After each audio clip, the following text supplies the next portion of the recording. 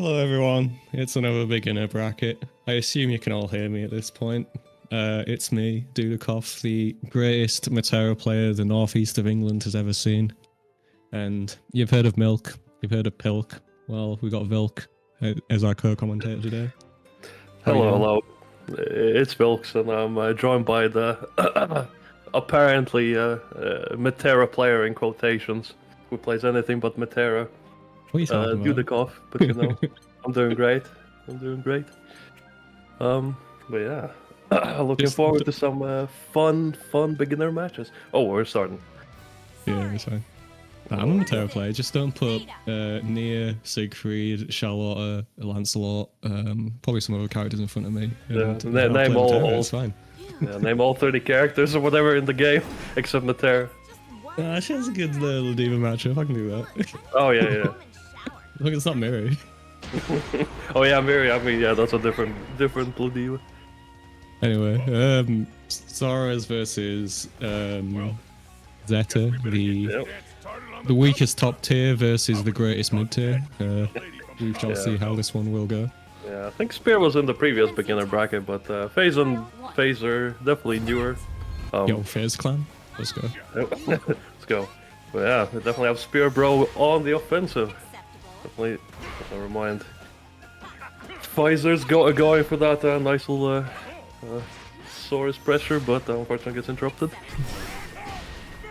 Yep, use of the DP there in order to not have to deal with any Oki at that point. Using UDPs immediately on wake up, yeah, that's fair enough. Usually, like, people will want to apply the pressure or do attacks because if they're that close, they're worried about the throw. Zeta's very good at dealing with these long-range U skills that attempt to skip neutral with that parry there. And don't even have to expend the EX parry resource in order to do so as well. Like, the L parry, I believe, is a standing one, maybe. There's also the crouching one. There we go. Parry. Spear Bro going pretty offensive there. Maybe could have killed there with like a far heavy into like a raging strike or something. Now find himself in a tough spot in the corner. Oh, that's a horrible spot right now. Yep. Yeah, at that point, given the life left in, the amount of BP they probably still had, probably the best option there was to just chill out. If they start applying offense, then they can grave counter the Sora's back away. Reduces a little bit of health usually on their side. Allows you to get your own pressure started. Oh, it's a nice little counter to the parry right there. Nice. Yeah, Pfizer definitely feeling warmed up and actually going on the offensive this time around. So that's one thing. One thing you can do against Zeta's parry is that like it doesn't freeze you into place once you attack into it. So if you cancel an attack into like a DP or something along those lines, then you can end up beating it, and you can also OS against it as well. So. Not going to too much, but you can take into account whether the person will parry or block and do the correct dash from both of them with an option select there. Okay, yeah. Spear Bro definitely doesn't want to deal with Pfizer's nonsense, never mind. The EX dash punch to finish it. But yeah, neutralizer, because it neutralizes the neutral. Yeah, definitely feels like Spear Bro at first was feeling pretty comfortable, but yeah, not feeling the comfort anymore. Pfizer definitely going pretty hard. Don't want to be pressing buttons after landing at that point. Probably want to be blocking. Yeah, no, in that first game, Spear Bro, I think it felt like they had an advantage on both rounds, but made like one or two small mistakes, which led to them dying at that point. Yeah, like Sora's obviously can pump out a lot of damage, so can capitalize on these mistakes very heavily. That's the Sora's factor, yeah. You just kind of crumble once, and yeah, he's gonna delete your health bar, so you gotta be very careful. Yeah, using parry at these long distances to neutralize the punch, making the Sora's less likely to do so.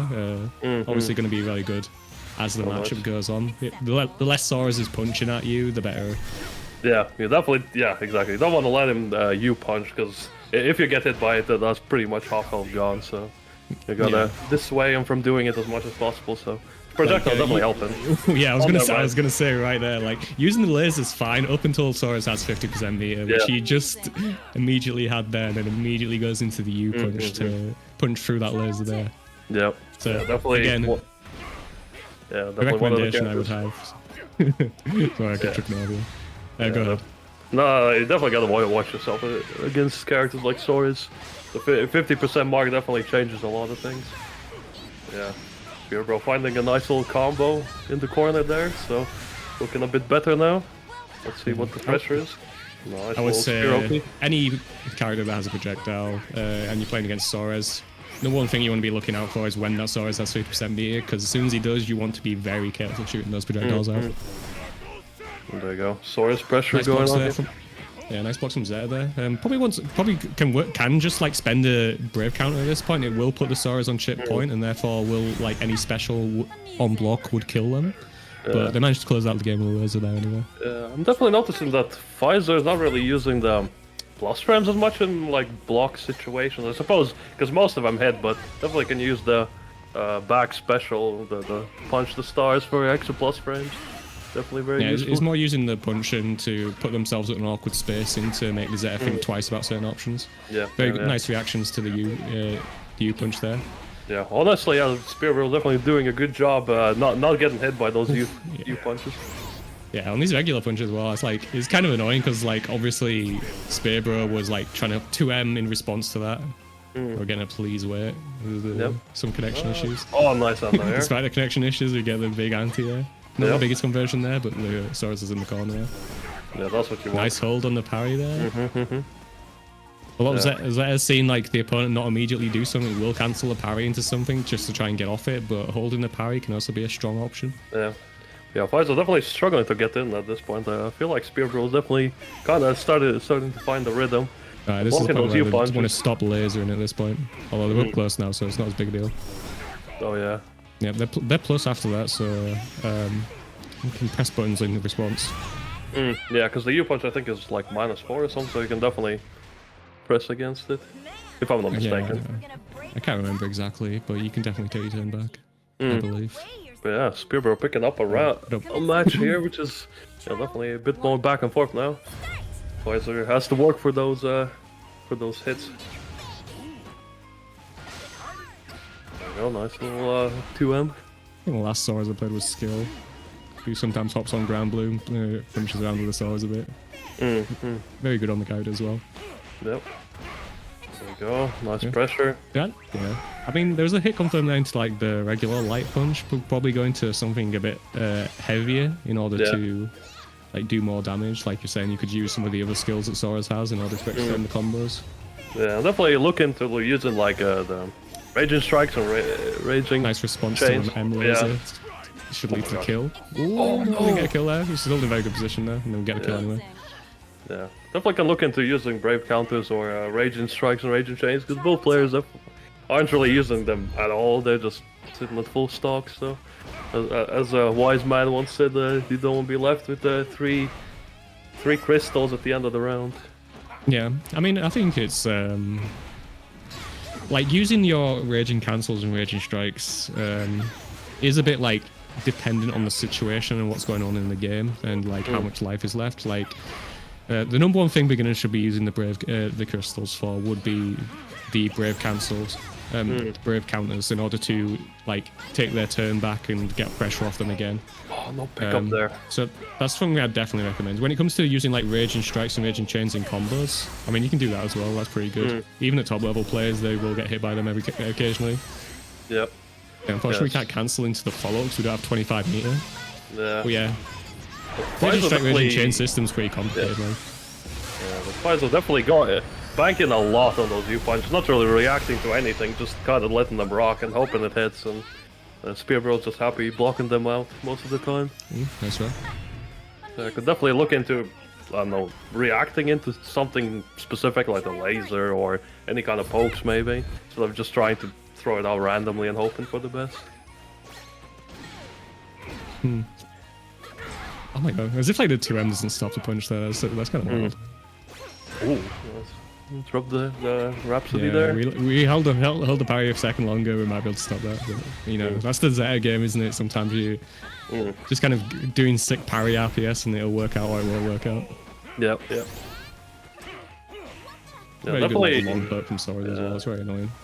Yeah, Pfizer definitely opting to do quite a bit of the normal into punch. Okay, spend the me too, nice. Combo pressure. Okay. Oh, we're doing like jump sweep. See how we can get. Oh, we just missed out on the mind. throw there, unfortunately. We get put in the corner because of it. Managed to get out with a parry, very nice. Yeah, no one's pressing 6. I mean, there's a 6XL right there. Oh yeah, yeah, 6XL. Yeah, actually. Yeah, it's the best button to press once your opponent presses something minor. So, like for example, Sora's light dash punch there. The best way to take your turn back most of the time would be to go into a 6XL at that point. Yeah, exactly. Exchanging those like light dash punches, right there, for instance. Yeah, they missed time their own throw there, but stopping them from pressing the button by going in and doing that, and then getting some plus frames from the 6XL itself is a very strong thing to have. Yeah, definitely can do a bit more of the 6XL because Sora's is one of the best ones, if not the best, more like. It is the longest reach in the 6XL. You definitely want to abuse it as much as you can. Exchange a couple of those, maybe farther pokes with just 6XL since the range is so good. Maybe. Yeah, see there, for example, like Spearbro did a 2M in response to the light punch, and it didn't reach, and like that risks them getting like whip punished or Phaser coming in and taking a 6XL in response to that. Whereas like if they did 6XL there, it's like almost the same frames. It's like slightly longer frames, but you're more guaranteed to actually be able to reapply and establish your pressure there. Yep. Okay, we got Pfizer in the corner there. Spearbro's trying to keep the pressure trying to on. bait the punch, don't do anything in response to it, unfortunately. But Sora's is a bit less meter now. Yeah, oh nice. Cool. We managed to catch the start up of the punch there, pretty lucky, but got away with it. Definitely a bit of a Sora's gamble. punch isn't frame 1 armor, so if you catch it up on the startup, like you can stop it that way. A gap. Nice. But he does get the armor pretty soon after that. So if you miss the timer on that and then try and hit him, then he just absorbs the hit and you die for 1,000,000 damage basically. Yeah. Spearbro doing the jump special there. Oh god, we're loading again. Connection. Yeah, there's definitely been a... One thing we should say as a caveat to this set is that there's definitely seems to have been some sort of connection issues which they're experiencing, so... Maybe not being able to react to the correct things or getting screwed over by rollback frames every now and again. Yeah. Could be taking place.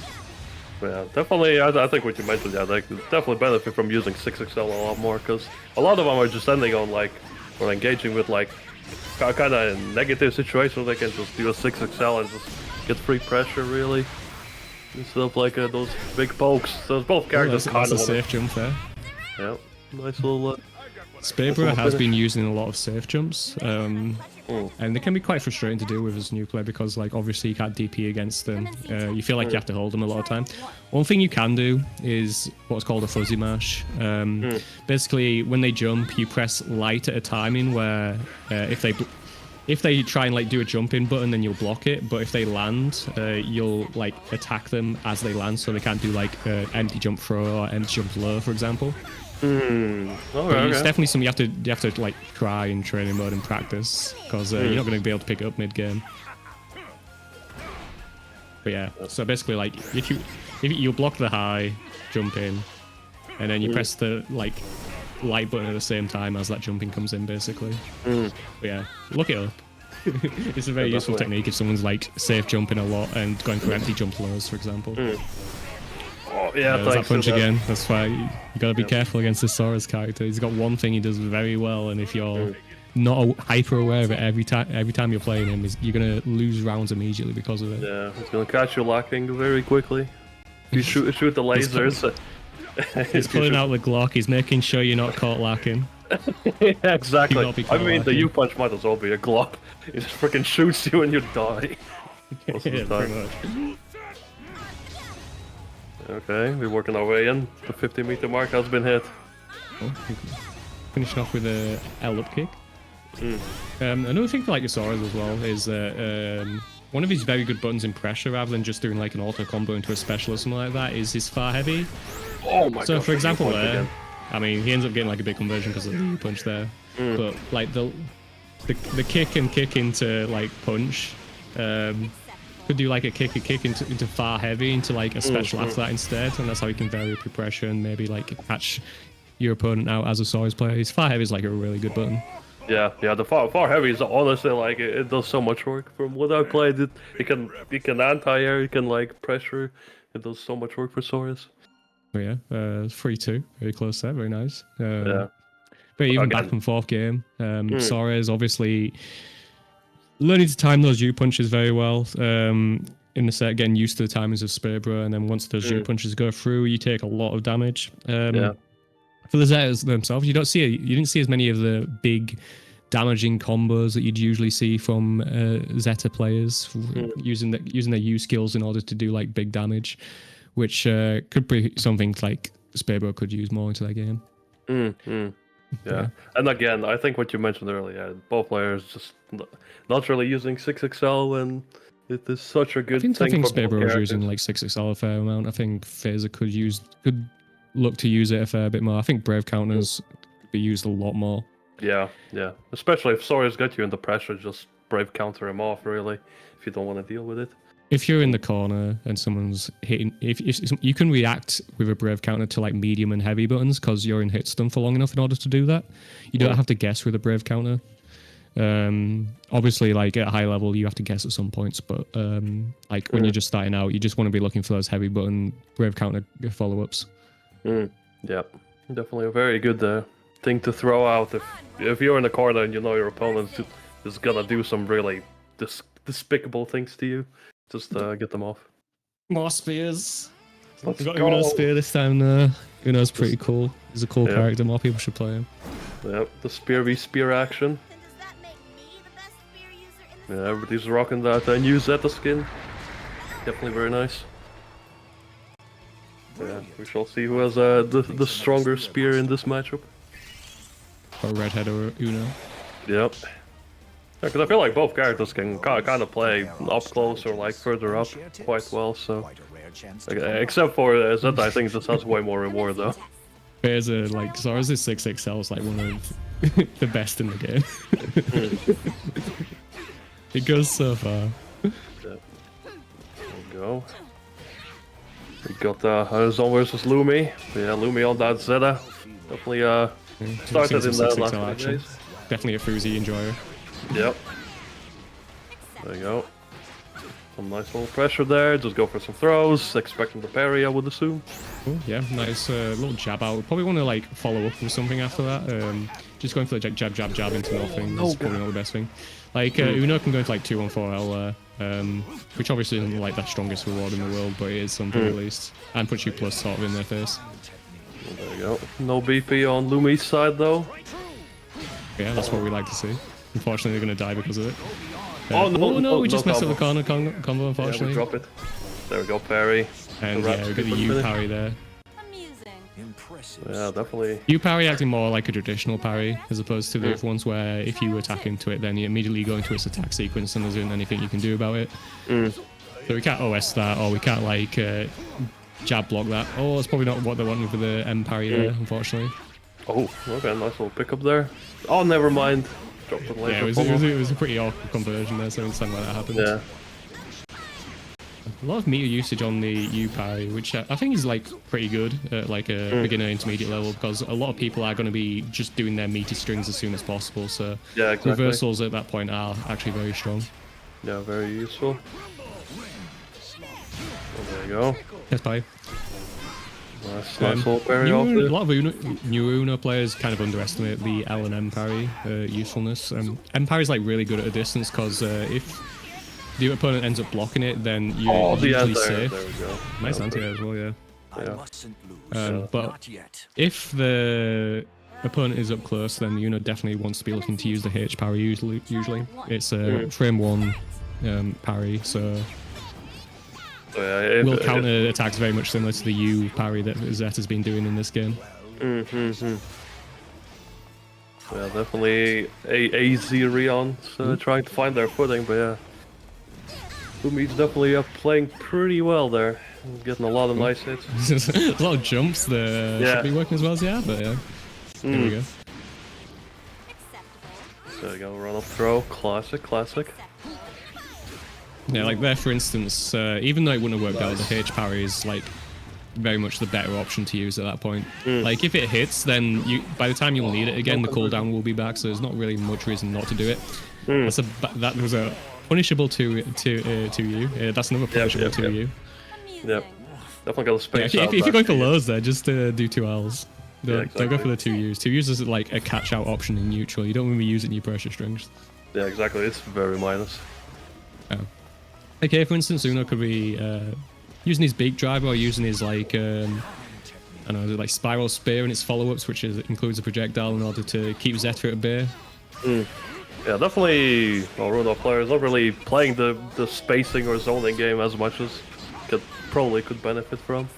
Yeah, I mean, fair enough if they were like going in doing like 6XLs, but if you're just like sort of stuck in neutral at a point, you may as well use Uno's like very good zoning tools in order to establish some sort of pressure on the opponent. Ah, we still jab into it. That's unfortunate. Yeah. Sort of feeling like AZ was getting the hang of against those U parry timings, but it seems like Lumi's got them figured out. Against them. Yep, that's a Guilty Gear player, all right. The Wake Up Throw classic. But yeah, again, like Azeron, or however you pronounce their name. Sorry if I pronounce it wrong. Like, they're on defense as well. They are trying to take a lot of risks, trying to jump out and that kind of thing. They probably want to be using like brave counters as well to get them. Like, was done there. Oh my god! I mean, they did do it, but unfortunately, got called out immediately on the first one they did. So, unfortunately, fuck me, I guess. But you made a good decision there. But you're gonna take. Oh my god, we go for the cheesy radius trick setup. Okay. I mean, one thing is as well, if your like brave counter does get spot dodged a lot of the times, like you are still safe if you don't do anything at that point. If you start mashing into it, then a lot of times your opponent will catch you. But if you just like block instead at that point, you usually be safe. And it's not the worst thing in the world. Like the spot dodge is like a hard call out that you can take advantage of. But yeah, I don't know. I feel bad about saying something and immediately doing it and it failing. No, it's it's just knowing the good stuff that you can do. Even if you fumble it, it's good to just practice it some more. Yeah. Yeah, again. Definitely very convincing matches from Lumi. Definitely very much in charge in these rounds, and AZ's not feeling very confident. It feels like. Yeah, I haven't really said a lot about the Zeta play because they have been so dominant at this point. Yeah. But yeah, they definitely have like a handle on like the basics of playing Zeta. I've seen a few Fuzi matches, I imagine, because we see the 6XLs. Yep. Oh, we tried to brave counter, but unfortunately. Yep. Yeah, but no, we got a nice little pressure sequence from him here. Oh, unfortunately went into end parry again, which leads to a punishable state. Oh, can take advantage here. I probably want to go into SSBA there. Oh my god. I don't know why that worked, but it worked. Gosh, everybody's on a pixel, anything's gonna kill. Oh, never mind. Oh, nice. Good job. Yep. Good. Nice, picking up around there. Very good. Well, definitely feels like Rion is very much struggling. Oh, never mind, the big counter hit. Oh, no follow-up. Oh my god, every brave counter is not working. Alright, we worked that time. Yep. But yeah, no, the timings on these from Lumi have been like so good. Like, I wouldn't expect that so much in a beginner bracket, but they've been very good at that kind of thing. Like, it's definitely a skill that a lot of people develop later on, but it's something you can definitely learn as a newer player. It's not like the hardest thing in the world to be like, oh, sometimes I can spot dodge if I expect the brave counter. Yeah. If you kind of can smell it out, it's definitely worthwhile, because you can definitely cash in a nice punish in this way. Or oh my god, we just raw super. Never mind. He's going to be safe because we haven't dealt with that. The thing with Uno Super is you can spot dodge it twice to like avoid taking any shit from it. But if you get hit by the third hit of it, it's very hard to actually punish it in the first place. No, but Lumi picks it up 3-0. Yeah, nice hard to say. Yeah, not much to say for Lumi. I mean, just did the game plan really well, and Azerion couldn't really find their footing, really. What it felt like. The brave counters were coming out, but yeah, Lumi was just catching them out quite a lot of times, and unfortunately, But Azerion, like, they took around there. They were definitely like trying to learn on leaning to their opponent's habit. I think the number one thing would be like using a lot of Uno's tools a bit more. So, for example, his big driver special 236 L from range is good at like sort of keeping people in check, stop them running in as easily. It can be difficult against like a Zeta who can jump in and do like a spear in the air or something like that. There's also a 623 and their follow-up, so like doing the 623 L and doing like the projectile as well is can be pretty strong at distance, which can be helpful in like establishing your own game. You're not going to get like huge damage off it, but it can definitely like set the tone and create openings for you to like go in 6XL. Yeah, and it's kind of just, just gives something for your opponent to think about instead of them just going like, okay, he's only gonna run up and do something instead of like poking me from mid range. It's you're not really adding as much onto the mental stack for them to think about or kind of play around if you're always just running up and doing the same thing kind of deal. So it's definitely worthwhile, especially on characters like Uno, where you have the tools to kind of bully people in the mid screen. Yeah, and the other thing would be just like getting like Uno's B&Bs down. I mean, yeah, it was like the one time they got the B&B in the corner, didn't manage to convert, unfortunately. But the mid screen as well. There's a few spots you can do like extended combos with Uno with his 623H instead of the 623L, which can be very good. There was a little bit like a lot of conversion of like cooldowns with that Uno player there, in that like they were using the L&M parry and using the L&M 623 Spiral Spear stuff. And there isn't really much reason for that. Like a lot of times it would be better just going for the H parry or just doing the H Spiral Spear stuff. Yeah, because the cooldowns feels like come back so quickly that most of the time just throwing out the H, by the time you'll need it again, it'll be up anyway. So just have the added safety of doing the H one, really. Yeah. This is the most Unos that have ever been in one place at one time. So we've got the second one coming up now. Yeah, we can't even call it the Uno. Now it's just two Unos. Kind of crazy, but yeah, the Uno bracket. The Uno and Zeta bracket. Yeah, we have a Nerdal versus Surin.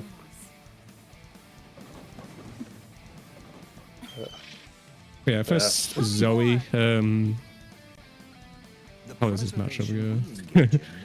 They've both got very good shields at medium to long range. The Uno can neutralize a lot of the dragon stuff with his 236L and 236M and stuff like that. As well as the Spiral Spear, like the Spiral Spear. I keep calling it Spiral Spear, I assume that's the name of it, but the 623. Like the initial thing can like stop the like L Dragon, and then the follow-up projectile can like create a situation for Uno to establish some pressure. Nope. Yeah, we didn't get the follow-up on the 236L there. Oh, and we didn't get the follow-up there as well. It could have led to big damage. Oh, big should be big damage. Oh no! We didn't quite convert, unfortunately. Timing. Got a bit too hype and we didn't wait for the Zoe to drop down properly. That's the awkward thing about Uno conversions. Oh my God, reactions to the lightning there. Decent chunk of damage at this point. Oh no, might be doing Stop playing because they assumed that would kill, but unfortunately not good enough. Yeah, but if you super me, I'll super you back. That's the rule. Oh, there you go. I don't know, we're standing up and just standing there a lot of times. I don't know if it's a controller issue or something like that. Okay. Lost the round because of it, unfortunately. Yeah, but yeah, we have Surin picking up the round there. Look, clutching out the victory from the jaws of defeat. Pretty much. I know, they've been watching Brewery. They're doing jump in parry. That's not good. Yeah, Nerdal definitely, as the other Uno, opting to do the H specials a lot more. Definitely working out pretty well.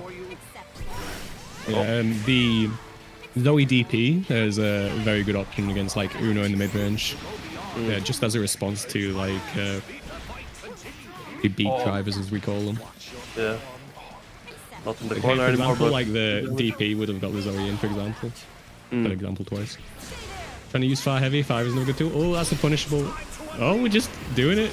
Oh my God! We're doing our Super 1 Plus frames. Unfortunately, they went for the UDP instead of the HDP, which allowed them to do it basically. Oh, that's minus. Oh, it's minus, so we parry. It's fine. Yep. If you're a parry character, that's a classic. Yeah. I'm not taking my minus frames on parrying. Oh God, nice laser. No, my turn still. Exactly. I didn't play this game to block. I'm parrying. Yeah, I kept blocking afterwards as well because on the HDP Zoe is plus. Oh nice. Entire UDPs there. Yeah, the 63U acts as a regular DP. Zoe's a heavy DP is not an actual DP, as in like if you attack Zoe and wake up, they can't HDP and beat you. Oh my gosh, we got those reactions. I'm not sure if this is a reaction at this point. I think we're sort of guessing with these supers, but it's working out. Oh, okay. That's fair. I mean, if it works, it works. Yeah. Tried to do the Raging Strike on the wake up. Unfortunately, Zoe jumped immediately on wake up, dodging the Raging Strike, and that led to the win for them. Yep, there we go. And Surin picks up the first match.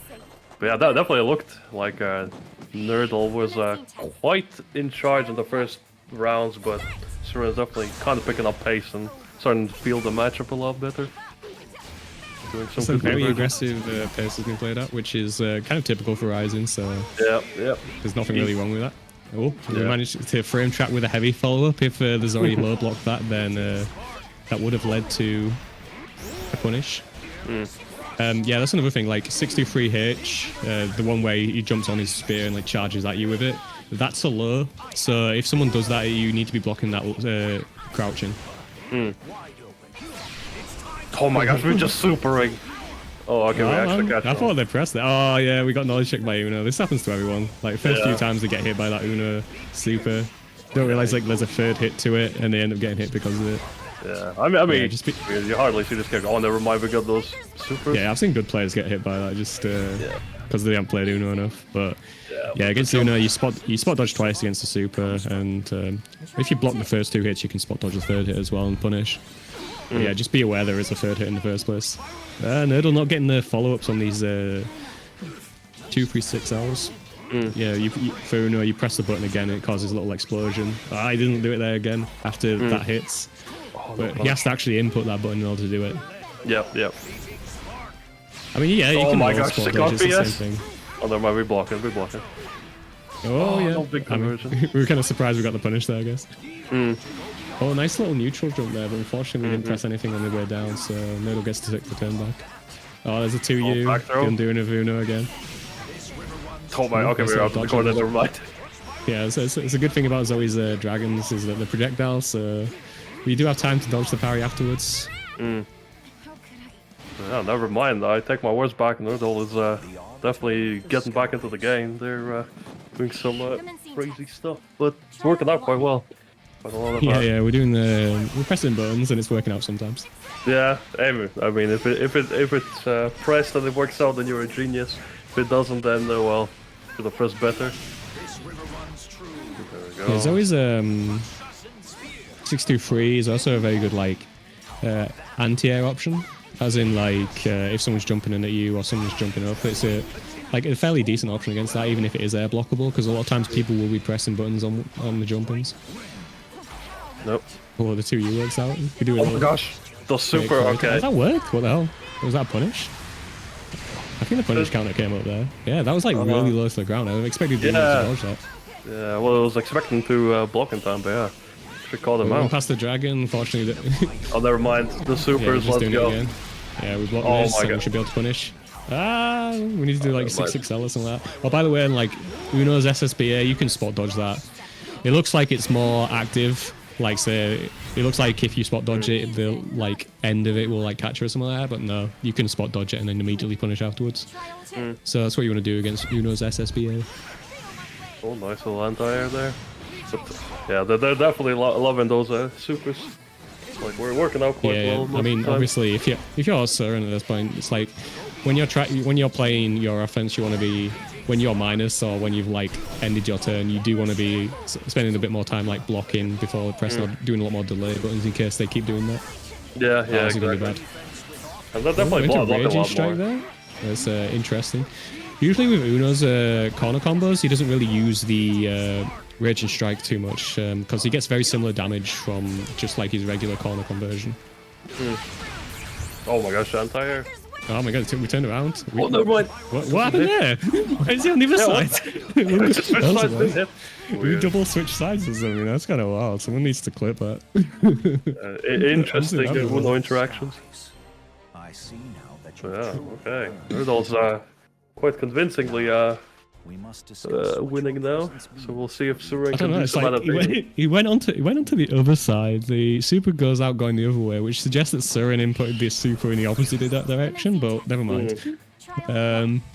Then the super went like towards the corner, but then Uno went to the other side. So like the hitbox of the Zoe super didn't like intersect with him on that side or something. I don't know.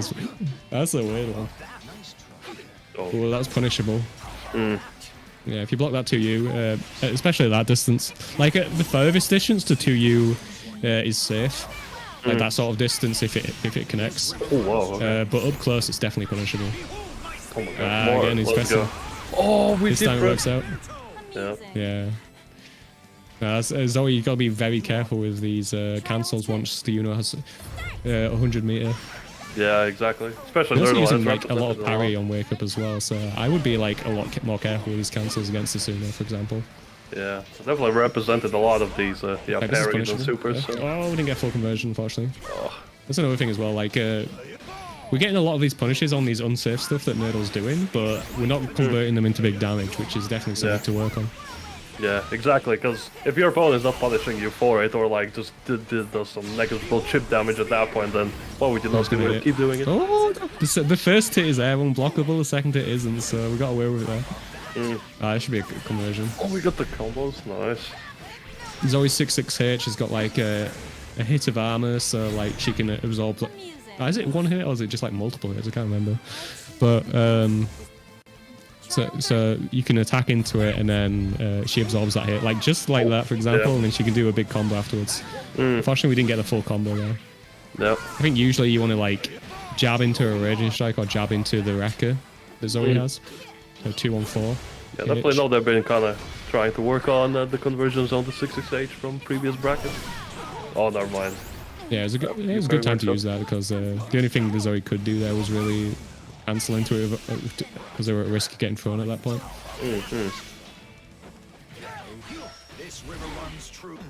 Cool. Yeah, like at far distances, the H parry is like really difficult to punish as well. Okay, are you the furthest range. Alright, at this point, we need to be very careful of the random supers. Oh, no. Good time to win 2-3-6 shield. It's a very good in this matchup because Zoe does use a lot of like long range dragons. Oh, the dragon doesn't reach quite that high though. Yeah, the JL was a good option jumping in there. If they went for something like a JM, it might have got hit by the laser off it, I think, but yeah, there's all honestly, hit, so. yeah, Nerdle kind of felt like they were struggling, but they found their footing and yeah, picked it up 3-1. Quite convincingly, yeah.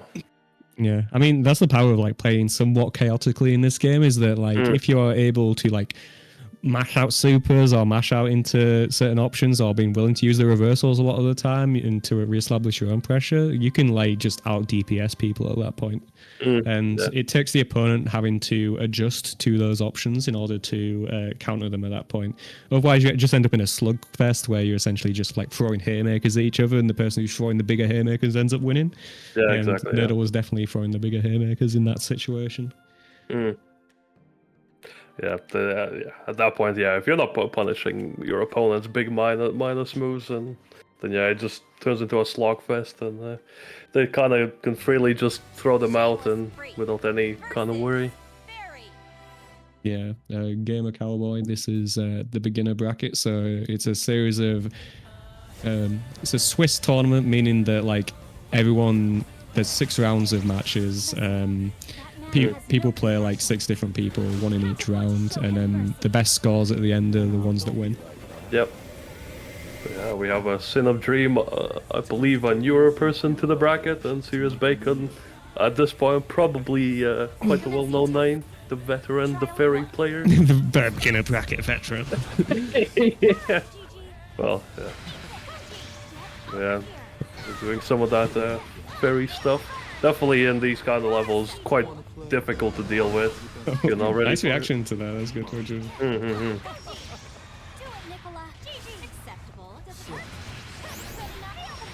Oh, we got some nice. Oh, no pick up there. We didn't completely finish off. Probably we're trying to do our like 2-on-4, but it was still on cooldown. Gotta be aware of cooldowns, even in this game where they were a lot quicker apparently. This is Sin of Dream's first match like at all. Oh, okay. I mean, Sirius is a bit more of an experienced gamer at this point, so it might be a bit of a struggle for them. Yeah, especially Fairy can. Yeah, Fairy's definitely a character that you gotta learn how to play against. Yeah, if you don't know yourself, it can be quite frustrating a lot of the times. But yeah, definitely showing off some nice conversions there. Yeah, if I was a Sin of Dreams, I'd probably just like revert to fighting game basics at this point. You see that the Fairy is attacking every single time on your wake up, so do a DP and then try and like establish some of your own pressure a little bit at that point. Yeah. But yeah, Fairy's definitely a character you want to be like sort of blocking a lot of neutral against as well, so it's kind of tough, especially as a newer player in order to deal with this thing. Very Like much the a test of GG's there, you patience. don't really know what it's doing. The fairy's going to try and lock you down to prevent you from doing anything against that GG.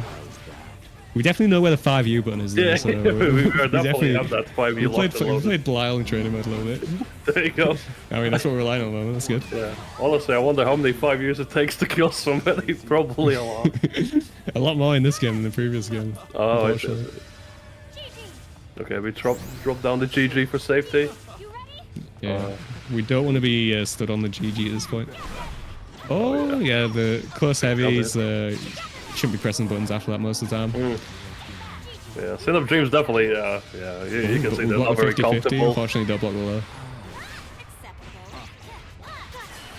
Yeah, it's definitely a thing is like, if you're blocking, you want to be crouch blocking. Because there isn't really much in the way of overheads in this game. There are like low damage options that the characters can do in order to beat that, but crouch blocking is definitely the thing to be doing if you're like blocking against enemy attacks. Because the stand blocks lose to lows, and those lows can lead to big combos. Yep. Yeah, we're trying to make the 5U work. Unfortunately, Sirius has adapted to the things that Sin of Dreams is doing, and therefore avoiding the 5Us by not attacking into them. Yeah, and doing the correct thing against the 5U as well, which is to wait for it to finish. So when Belial does a little shrug at the end of that thing, that's when you can start hitting him again, and you can do your big damage combo at that point. Yep.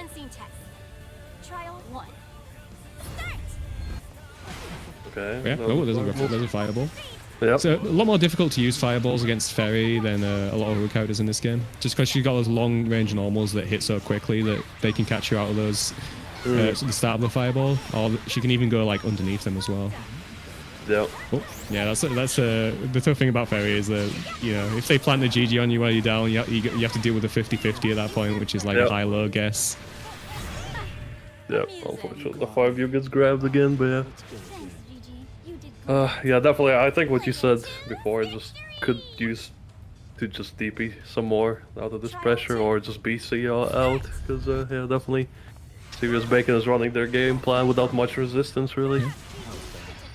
Oh, what the heck? GG can drop on the projectile. Oh yeah, so it's a projectile, so they can clash with the other projectiles. Yeah, we're trying to establish some stuff in neutral here, which is good enough. Oh my god, the bait! Jesus, let's go. I like that. That very was nice. pretty cool. Oh no, the 5U. We got baited back, unfortunately.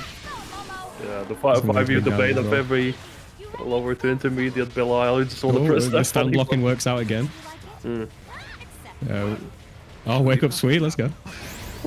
Nice. Oh, unfortunately, get BC back again. Oh, this is going to lead to big damage again. Yep. We're going to be one more combo away from losing at this point. Oh, crouch blocking. Unfortunately, went for the throw this time.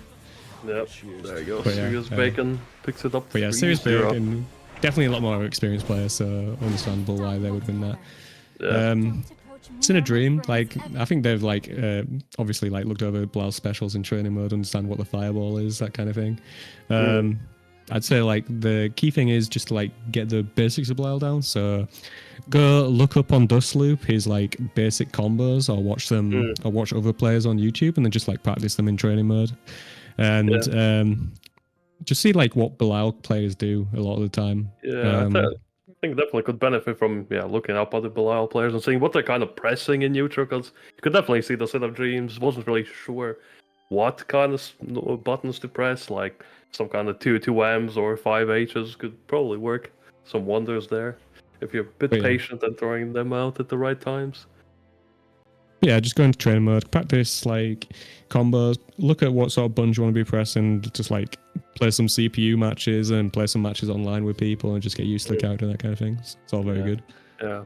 Yeah, honestly, just a comfort thing. Just get more comfortable with playing the character and kind of have an idea what you want to do for the match and what your good stuff is and what your combos are, and it should be fairly straightforward after that.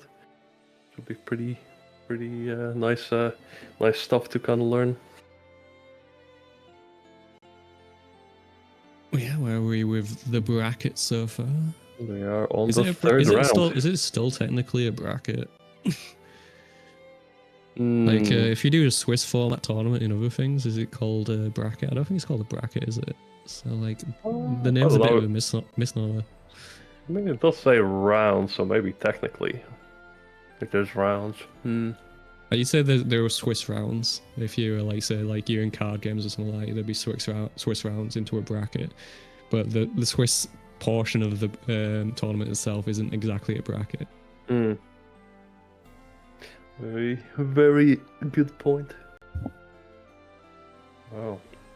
We're on to our third round.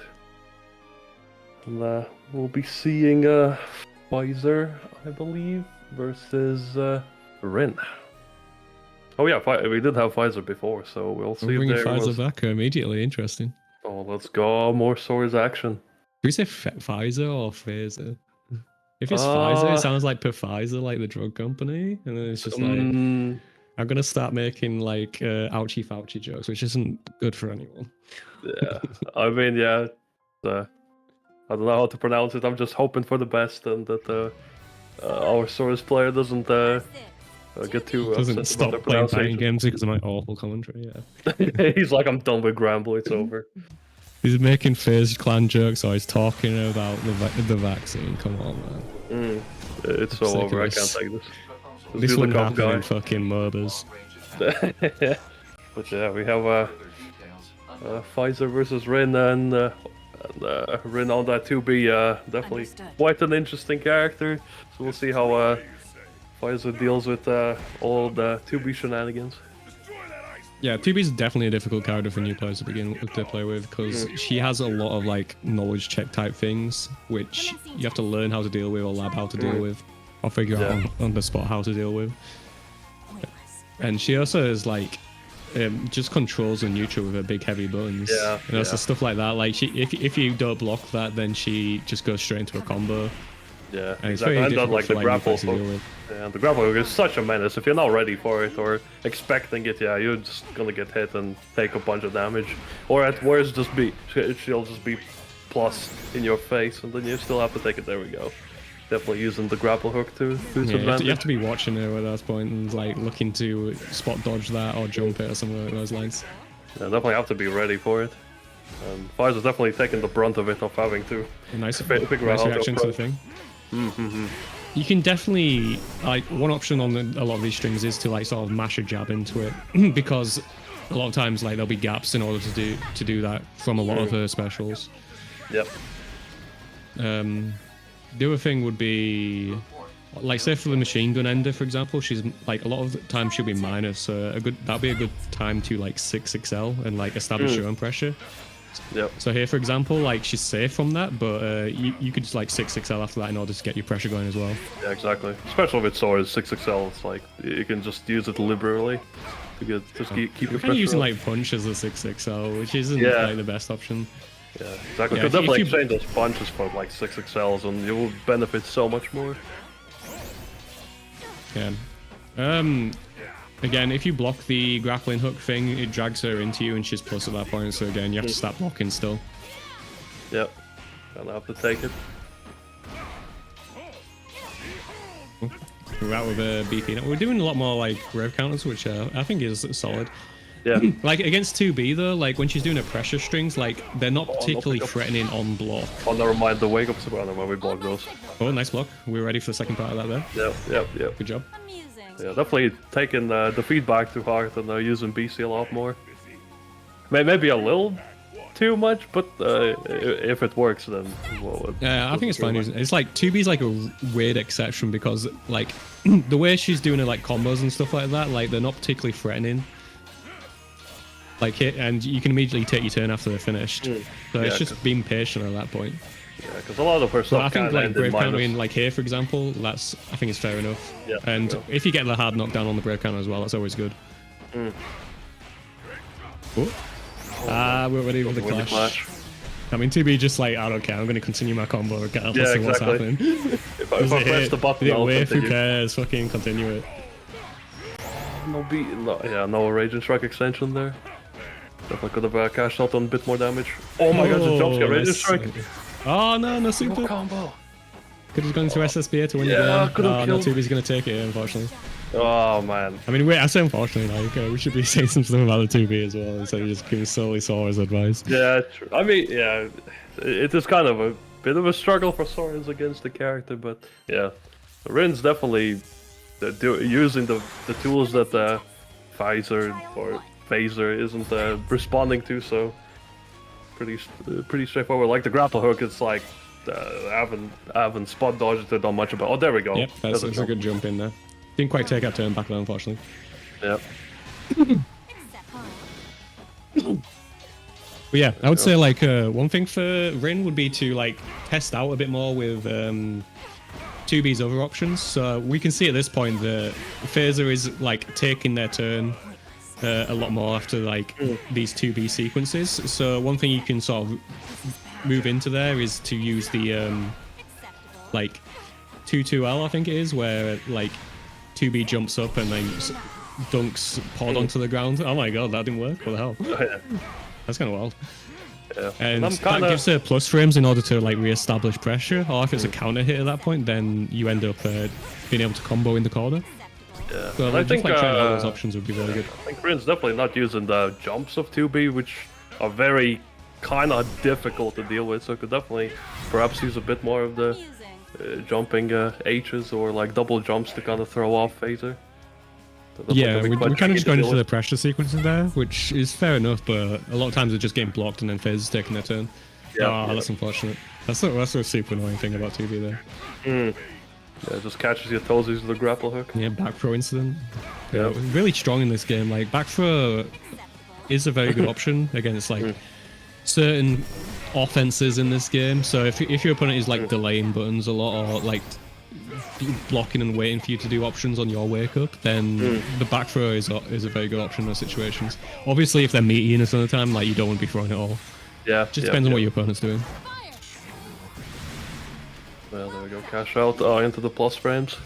Yeah, I mean those plus frames as well. We want to probably look into, because Phaser is blocking a lot of the times on these in these situations. Look into throw.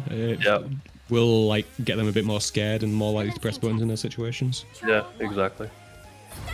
And I can probably say to Phaser as well that a lot of the pressure sequences that they're kind of doing are very samey. So it's not like Rin has to do too much kind of adaptation, because a lot of times it's just like a move into punch. There's not a lot of like plus frames. I mean, it's working out fair enough, to be honest. Like, I mean, yeah, in that sense, yeah, it's definitely working out. We use some of the air stalls there. Yeah, very good. Very good. Yeah, definitely combo with plus frames. Like, yeah, at some point you want to be just looking to throw there. Oh my gosh, these jump is just working out for Pfizer now. Oh my gosh, death. Get caught in the backdash. Very frustrating. You punched the backdash, yeah. Yeah, quite a nice catch there by Pfizer. Yeah, he's definitely getting more used to how this 2B is applying pressure and managing to take the turn back with these brave counters, which are working out very well for them. Yeah, and honestly, like these jumps are actually doing a ton of work for them. Because before there wasn't much jumping and kind of struggling to get in, but now it's like working so well because Rin's not representing any anti-air, so it's definitely a great option if your opponent is not willing to anti-air. Oh, chunky. Oh, no big combo though. Oh, okay. Gamble super. No, we blocked those. Yeah, it's probably a bad time to gamble super as well, because Sora's was minus at that point, so they were less likely to re-establish their pressure. Yeah, exactly. Something to think about. Yeah, Pfizer's definitely got Rin's number now.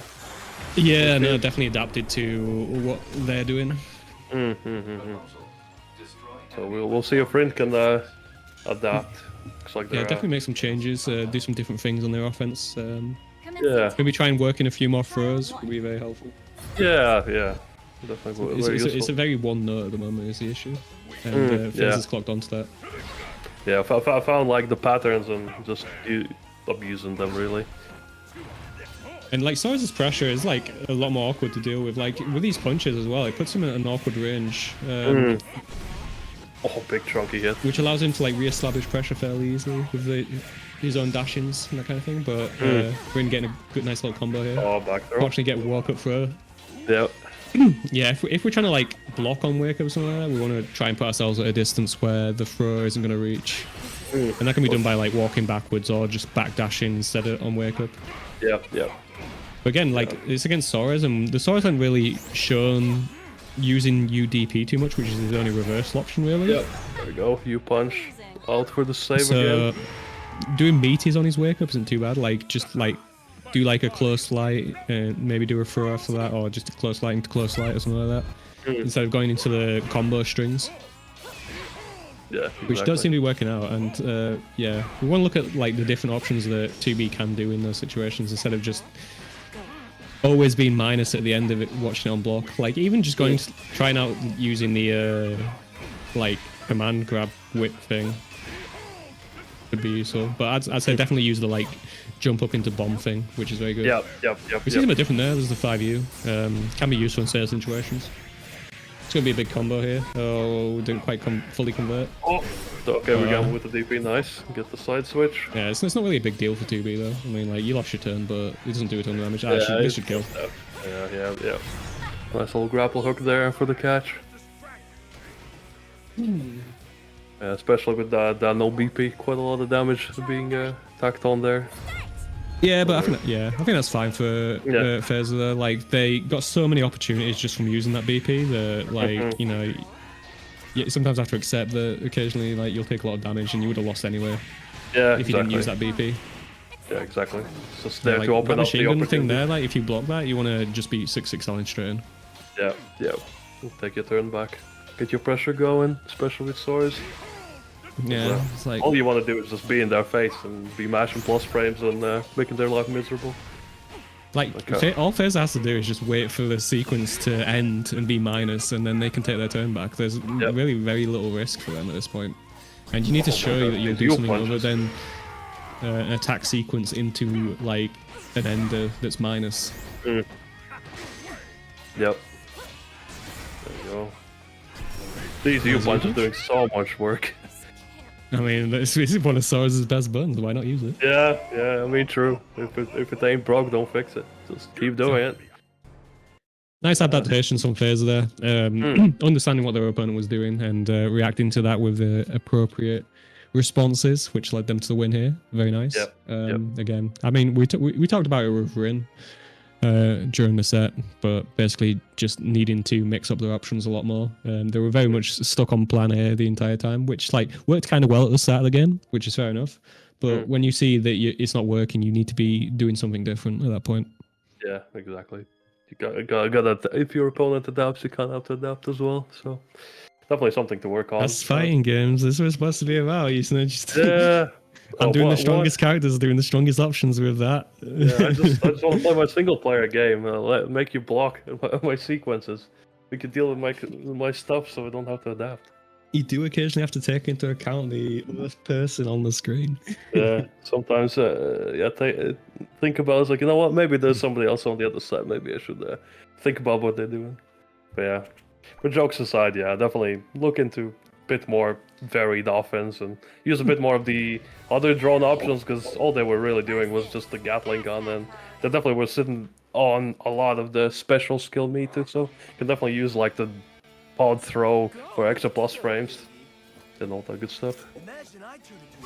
Yeah, Loba showing his bias by having yet another fairy on stream, so that's what we got now against but the trade-off is we also have Luane on the screen, so it's gonna be an absolute fiesta. So looking forward to it. This is a pretty difficult matchup for Luane. Like a lot of times, what Luane wants to do is back off, be able to like send out his boys or send out Catbot, and then establish pressure from there. But because of Ferry's long-range normals, that becomes a lot more difficult to do at that point. I'd guess typically Luane would want to have a more aggressive approach to this kind of matchup, which you're seeing with the Swole right now, or the Wall. Exactly. I said Swole, I don't know why. The Wall is definitely like showing that they don't want to deal with that mid-range, they just want to be in Ferry's face and go Yeah, go which is exactly where you need to be against Ferry. Yeah. Okay, we're not dealing with this mix, we're going straight into Pyramid. Yeah. If we got the meter, we're going Pyramid, boys. That wasn't too bad. Like sometimes you'll get caught by something with the human pyramid attack, and you have to just accept that until you get really good at dealing with it. Yeah, stuff like can lead into a lot of damage. Nice little conversion here. Yeah, Strubbler's establishing some neutral here though. Oh, the roll caught. Oh, I should have finished. Oh, we're still good. Yep, we fine. We probably wanted parry there. We probably didn't want the bros to come out because it takes so long to come across on wake up. So quite unfortunate there. Trial 2. But there was the rest of the round where the fairy managed to do a lot of damage. Which is where the mistakes were made that you could like look back on. Like a lot of times people were like, oh, if my last interaction went the opposite way or I did the slight thing differently, then it would have been fine. Without like considering the entire rest of the game where you took like 95% of your health was taken. Yeah, a lot of times it's just thinking about how did you get into the situation where you have to kind of gamble, really. Yeah, Strubbler's getting some pressure going, but never mind. The Wall's doing it right back into their cat bot pressure. Yeah, what you should be noticing as Strobler here, or Strobler, is that the Luan is jumping a lot. Yep, definitely valuing and so the jump you need to like readjust your like mental block or your mental pattern to like be like, oh, I need to look out for these jumps because he's doing them so often. Oh yeah, we got that Iggy party time. Let's see if we know the Iggy gimmicks. Do they know? Did they know the Mario party? This would have been a good way of dealing with it in the base game. I mean, it doesn't do a lot of damage, that actually. To be fair, like that's like I'm getting hit by like the end of those the rocks, those spikes, but they're doing not a lot of damage. So I mean, honestly, I'll give them a passing grade just because they didn't take much damage there. Yeah, exactly. Considering the trade-off of getting hit by lava, I suppose it's not a bad option. I mean, if the Luan did something else instead of that, then it wouldn't have been as good. But it worked, so it worked out. If it worked, it worked. I suppose. Yeah, okay. But yeah, as you said, yeah, the Wall is using jumps a lot, so you definitely gotta watch out for that. Berry's anti-air options aren't the best in the game. Like, she has the DP, which she should definitely be using, but like, if you know the jumping's coming, she definitely does have like buttons that work. Like, her close medium's a pretty decent anti-air option. 2H, if you know they're jumping in with a button or something like that, isn't the worst option in the world either. Oh, Iggy time. We're gonna try Iggy again. Go. Let's see if we vary up our Iggy patterns to try and deal with the way that Roblo's been dealing with it. Oh, we just jump it. Oh yeah. I don't think this is not too much damage, so not too bad. Yeah, there was a decent chunk of damage there. I mean, you can definitely sequence your Iggy stuff in a way that where they'll take big damage at that point. Like using the heavy with its suctioning abilities can also be useful in those spots as well. Yep. Creating a situation where they have to deal with the flame carpet on the way down. Yeah, Strubbler feels like a bit more confident now, playing the mid range and not letting the Luan do too much shenanigans, even if the Luan gets in. No, Scoops, because spikes are air unblockable in this game. It's not the best way of dealing with Iggy to be up in the air. Very nice, Barry. They weren't air unblockable in the previous game. There was a change that was made, so that caught a lot of people out at the beginning of the Horizon. Okay, the Wall's fighting back though. A nice little conversion. Yeah, again, it's like Strobler, like the one thing you need to be looking out for is these jump-ins. Yeah, they're definitely the main thing that's kind of getting the Wall into that big damage. Those jumps. Yeah, so one thing keeping the Wall in this game. Oh, there we go. Nice job. I mean, nice. We can do slightly bigger like anti-air options, but just even if you're like not too confident on them, just doing the DP into them is fine as well. Yeah, you can establish your own pressure afterwards. It's fine. Yeah, I think at this point, just establishing that you're willing to anti-air helps a ton, just to dissuade them from jumping all the time. No, you just sort of fake unblockable there as well. Yeah. So one of the things to know about Luan Bros is that the high bro, the guy that's jumping in at you, that's not a high. You can block that low, and knowing that is how you deal with like the funny overheads that Luans like to do. Just timing your block, so you block the overhead from Luan and block the low bro as well. There you go, the Wall picks up Yeah, we around. mistimed our anti-air there, unfortunately, which led to the Swirl taking it. That's like one of the things is like, you know, you can see there that Fairy doesn't have the best anti-air options. You have to like time them over there, but you know, she doesn't have no anti-air options. Yeah, they're not the best, but they're still there, so gotta use them if your opponent's willing to jump all the time. Oh, you can also with the Luan Bros, you can hit them so that they like stop attacking. Yeah, that can be a decent option, like there, for example. Go into the pyramid combos. Oh, no, we no, don't pick get a it. combo, but we get a little mix afterwards anyway. Oh, never mind. Oh, yeah, that's some good damage. Oh, he Can was we just fight? a bit too Can far we- back to get hit by the Iggy. Yeah, can we fight out with the Pixel in a Dream, though? Well, we're definitely keeping out the Luane. So Ferry's on like really, yeah, that's a fine option as well. Yeah. If you're like low in there, like because the Ferry's on chip point, you just want to be running away and then maybe doing like a 2-3-6-U, which is like the skeleton wheel that Luane bros do, and be able to do some chip damage to Ferry in order to win the game. Unfortunately, didn't anti-air at the round start there and had to take the damage. Oh no! Yeah, it's so just like jump. number one thing. It's like just sit there, block, and wait for the Luane to jump, and you'll be fine. Yeah, just poke them a bit and like No, watch not them even poke jump. them a bit. Just like sit there and wait. Yeah, I suppose. Yeah, good point. I mean, the wall is definitely jumping regardless. Oh, we tried to DP. It just comes out, and we just get the other special because we're on the other side. No, and it we get takes big big damage from damage. that. It's calculated. Oh, can we? Oh no, we hit combo. Oh, never mind. Iggy talk. Mom, save me! Save me, In the Iggy! corner, get me Help! out! Oh, okay, we orbit. Oh. I just do spikes. Yeah. You don't even do the orb. It's just taking too long. You do more damage just doing the spikes. I also used like the Hitch special as well, not just to use the other ones. Oh, There we nice. go. Okay. Nice anti-air. Let's go. Yeah, good. There we go. Slap him out of the air. Player 1. Trial 3. Start. Okay, let's the round start out. Sweep, let's go. Okay, so I'll have GG. There we go, yep, Sweep. sweep out the roll. Establishing pressure. Jump Oh, yeah. straight into GG, so Yep, doing a bit more and that's damage here. respecting the Unfortunately, GGs. a bit of an awkward conversion. Nice block. Yeah.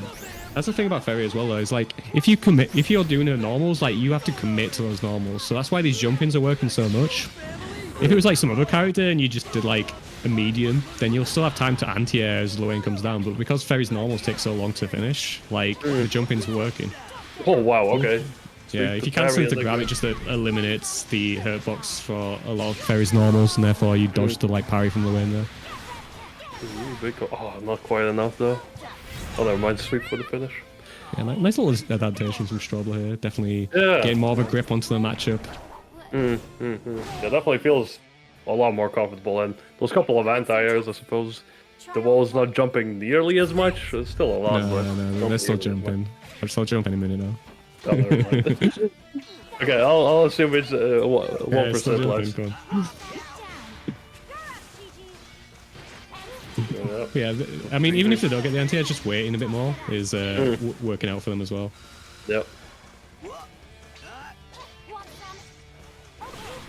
Nice. yep. I mean, There. what we wanted the medium there instead of the light. I mean, was that the light medium? I can't remember. I mean, one way around. Do the other one. The opposite one to the one you did, just because it goes further. Yep. There we go, that very pressure. Oh, Iggy, Mom, save me! I don't want to be in the corner. Iggy! Well, There oh, we we got go. lightning. And like, yeah, do lightning into like flame carpet or something like that. It's usually good. I'll just keep doing spikes at long distance. You don't even need to do the ball really.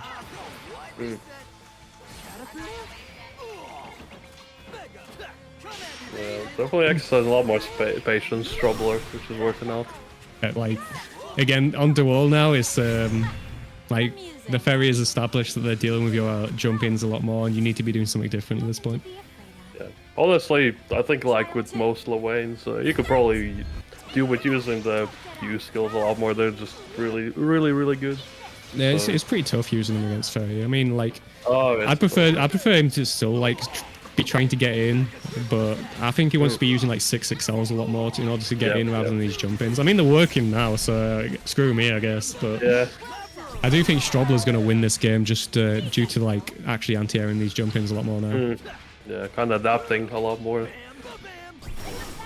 Oh yeah, just like wait, just wait. You don't need to take your turn every single time. It looks like you should take your turn. Nice. Oh my gosh, okay. There big we go. conversions. Now we got the bigger conversions. Sort of GG. But yeah, like this sort of range is like a range where Luane could be looking to use the U skills. I think at an intermediate level, like the U skills might not be as good just because like look, Iggy and her specials end up being. We found the exact rhythm to not take any damage. There. Yep. They end up being like they're so good. Like you want to be going into them immediately at an intermediate level. And Yeah, like the like skills become Iggy better as at a higher level where people can deal with Iggy and human period attack a lot better.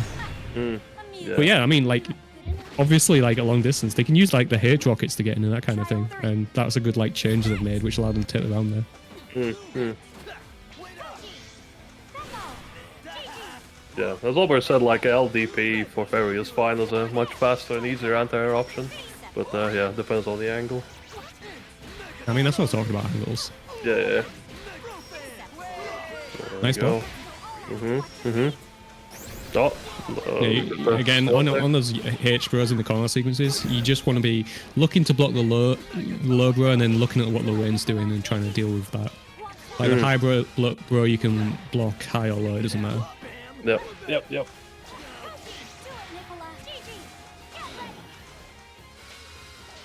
Okay, nice little pressure.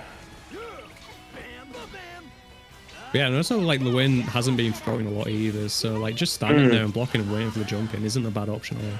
Yeah, exactly. Like, yeah, the wall is definitely not representing the. Oh, we got the U bros. Yeah, let's go bone wheel. It's wheel Yeah, time. unfortunately, we got hit out with it before the end of it, so it didn't end up working out. Unfortunately, Yeah, unfortunately, the hot probably bro wishes he wheel had didn't Iggy work at this out. point. Yeah. We're gonna get Iggy anyway. It's fine. Oh, we got that Iggy time, baby. We, There we go. we missed the button sequence in order to activate it, so we'll just try it again. Low weight classic. Alright, this is a lot more tougher for Ferry at this point because Yeah, we there are we go. not Come on full for the screen save. away. I mean, they're jumping all the time, so just doing flame carpet is kind of pointless, but we managed to get the kill anyway. Whips look pretty harmless. Okay. 2-2 at this point. Save. Yeah, even and out. Trial 1. Start! Yeah. Oh god, super jump press. Let's go. I mean, we should know by now. Yep. We're not watching the low end. Yep. It's tough, like even at like a good level, like good high level, like people get mixed up by the amount of stuff going on with that in the corner. Yeah, that's one of the things with Lewayne. Like, he just throws so much random stuff on the screen that it's hard to keep up sometimes. You know what you're kind of looking out for. Probably didn't want that, but Yeah. we'll carry on. Yeah, as they were. See, like the amount of jump-ins you've seen, like you do not want to be pressing heavy buttons at any point, really. I mean, it worked out there, but For you, at that space Pyramid, it's fine because the jumping can't get you. Oh. Ow, the sweet. Oh, my Yeah. knees! Yep. Yeah, hit the toesies. Hit the toesies with the slide. Oh, nice. Last second Yeah. anti there. We managed to recover in time for that, so that's fine. No, 6XL. We're changing things up. Oh yeah, let's go. We're whipping out the big guns, the 6XLs.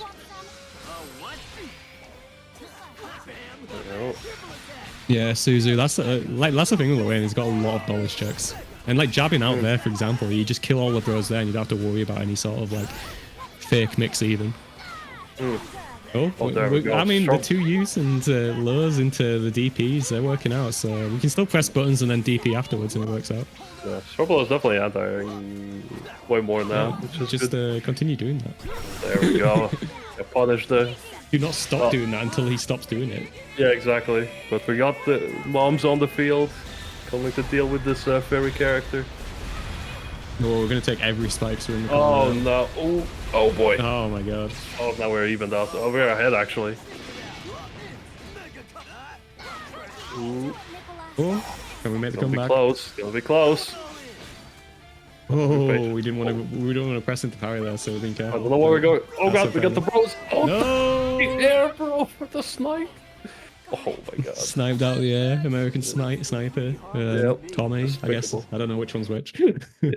Despicable. I love it. I love it. But Yeah. yeah, the wall picks it up 3-2. Definitely Very quite well back done. and forth. Was looking like in the wall's favor, then Strubbler's, and then the wall. Definitely very, Is it- very close. It was very weird back and forth as well, because it feels like neither player really like changed too much. I know like for periods there, Strobler was anti-airing a lot more and managing to do stuff there. But then I think in that last game, like they were definitely doing on the right course of action. It's just like they took so much damage from Iggy at that point. That it became a lot more difficult because of that. Yeah, Iggy like evened it out, and yeah, as you said, in these kind of early to intermediate ranks, like Iggy, it just robs rounds really if you don't know what you're how to deal with it. Just like a Yeah, free win a lot of times. Yeah, I mean, the anti-airs were very later in the set. Like that last round, even though you lost it, like you were definitely doing the right thing there. Yeah, It's just another Llewellyn knowledge check that you needed to have experience of with Iggy. Yeah. Like, I don't think jumping back continuously is the best option against Iggy. Yeah. Usually what you want to be doing is like the way that I would do it is like block on the ground and spot dodge the flame carpet, and that's like the very basics. If you want to take less chip damage, you can start adding things like spot dodging the H lightning or jump blocking the green balls. But at the most basic level, you just want to kind of like stay on the ground, look for flame carpet, spot dodge flame carpet. Like there's things that the Llewellyn can do if they know what they're doing, where they can do like a green ball and a flame carpet and have the green ball hit at the same time as a flame carpet, causing an unblockable situation, which is why at a higher level you want to be like jump blocking the green balls. But most of the time you won't be at that spacing where that would occur. So just like blocking the green balls on the ground and looking for the flame carpet is the best course of action. And even if you do take the flame carpet, like it's a non-counter hit, so you take a bit of damage, but it's not as much as you would take from jumping backwards continuously or taking huge risks. Yep. But yeah, anyways, after these matches, we'll be taking a 5-minute break, so everybody get some water, take a bathroom break, kind of freshen up, and get ready for the next set. We'll see you in a bit. Is Lover going to advertise some stuff? Is Lover?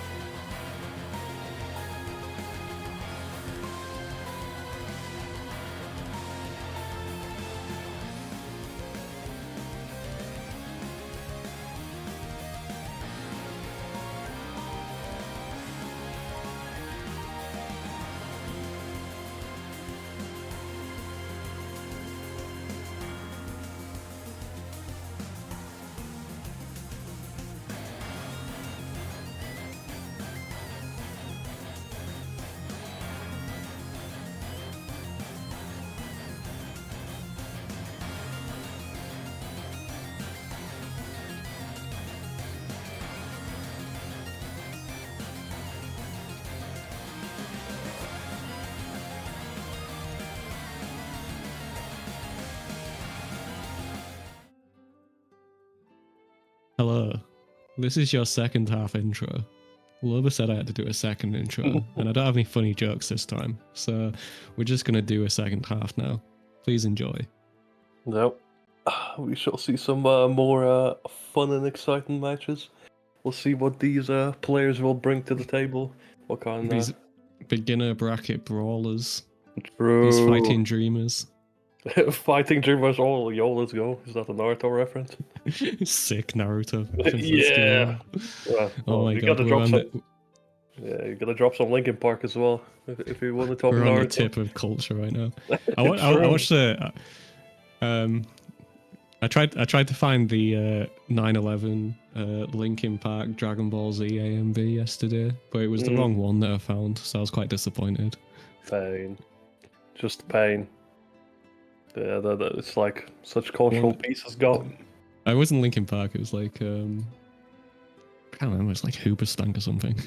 But it's one where it cuts to like Goku saying, "Why would George Bush do this?" Okay, I don't think I've seen that, but that sounds hilarious. That sounds like so 2010. It's very good. I'll find it again eventually. I think I got it saved somewhere. It's definitely on my Twitter somewhere. But yeah. Yeah, I swear the AMVs around that time were actually kind of wild. I don't know. Did how. you make one? What? No. Okay, well, I was cringe, but I wasn't cringe in that way. You Not weren't that part they of were the cringe. culture. Now they're just funny. You weren't part of the culture. I know. I'm a disgrace as an internet person. Yeah, you're not trying to impress the girl who's really into Final Fantasy with your Final Fantasy 7 movie AMV set to Linkin Park. Oh, true. Just like that sounds like me for real. Oh, but yeah. Advent Children, that's it, jeez. I don't know why that's lost on me. I was really into it when I was a kid. But yeah, whatever. Anyway, first game, Soren, we're getting back again. This time they're going to face a Jita. It's, I can't read the name because of the spectating thing, unfortunately. I'm sure it'll come up on the stream. Nemoria. Yep. Very close to Nemorelia. The funny sleepy girl archetype from Yu-Gi-Oh! But yeah. Nemoria definitely showed up in the last beginner bracket and showed some nice Jita skills and yeah. We'll see what more new stuff they picked up and see if Soren has perhaps found some new stuff in the break time.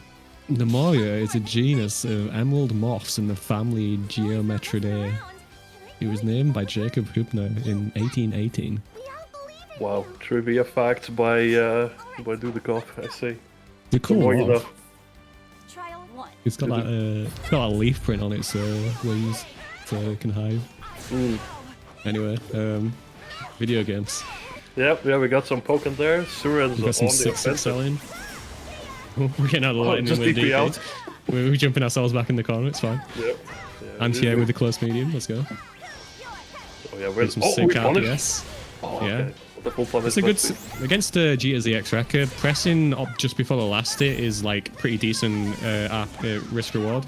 So if you get the hit, you get into like a full combo a lot of the time. Whereas if you get hit, you take the last hit of the record and it doesn't lead into anything. So as a layer one, like mashing there is a good option. And then if they go for the follow up afterwards, that's a punishable follow up. So if you block it next time, then you can do a full punch there as well. So basically, what I'm saying is Jita's RPS. Sick Repka RPS isn't very good, and it's in your advantage as the defender. But yeah, definitely have Nemoria picking up the first round there. There we go, we got the DX Rekka. There we go, poke it. Yeah, I mean, we got to be ready to combo afterwards as well. That's punishable for Jita, but unfortunately we don't press the right button. Yep. Oh, nice interrupt the last Rekka there. Yeah, there's a gap there if there's a bit of a delay there to try and create a frame trap. Ooh, well, I mean, kind of pushed ourselves into the corner though. Just not good. Oh, we got. I can't remember exactly, but yeah, 66H into RS just does big damage. It should be it. Should be go. Oh, there we go. Yeah, we do a full auto combo just to make it a bit spicy then, but let's go. Exactly. I mean, if you don't do full auto combos, are you really playing Rising? Yeah, I think we're like, I didn't get the meter for super. What do I do? Good kind of thing. Yeah. I've been there a million times. Oh, we get the close heavy. Oh, big damage.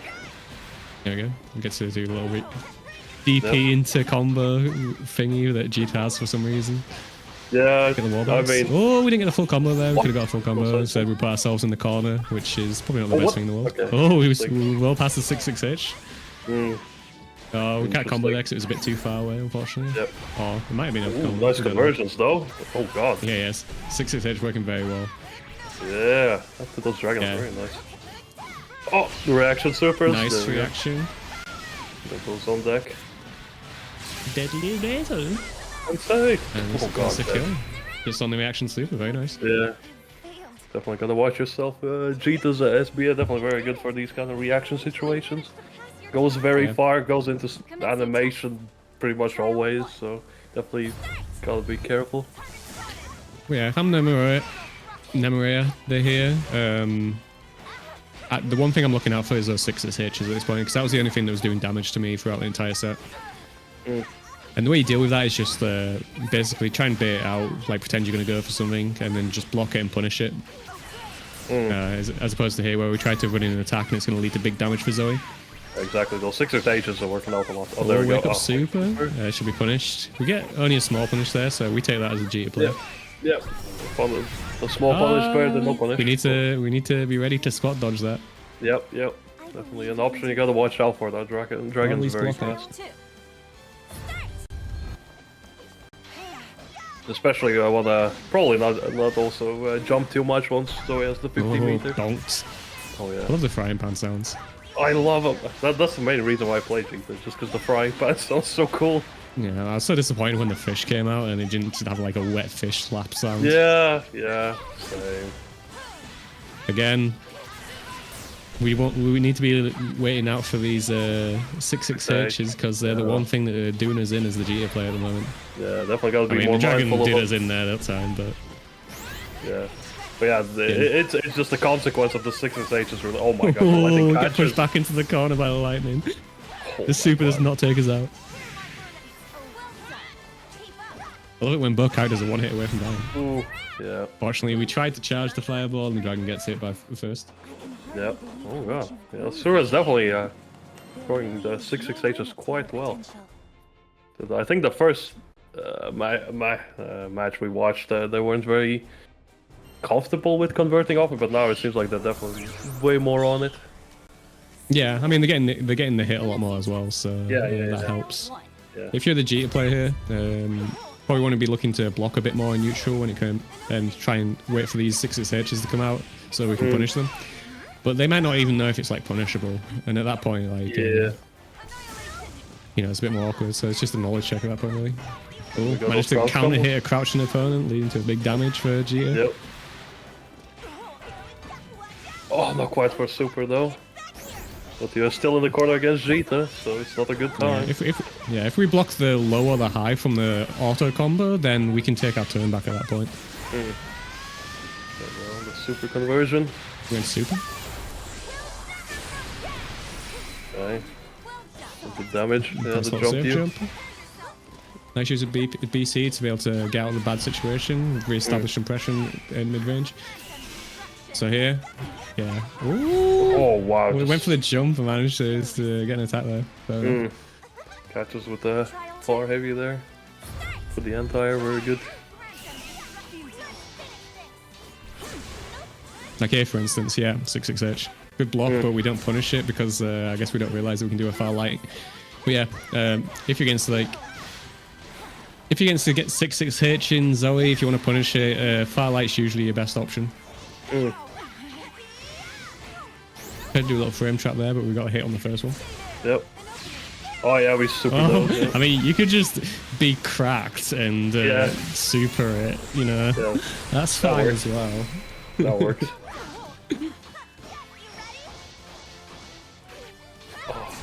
Oh, okay, 6XL. Oh yeah, we do. Oh, I think they might recover. It's gonna be, then, yeah. it's gonna recover. 6XL recovers like crazy. Yeah, they're punishing that. Oh, do we go into a U skill here? Oh no, we can't. Oh no, not quite. Oh, yeah, close. nice use of the fireball to get some plus frames in order to establish some more pressure.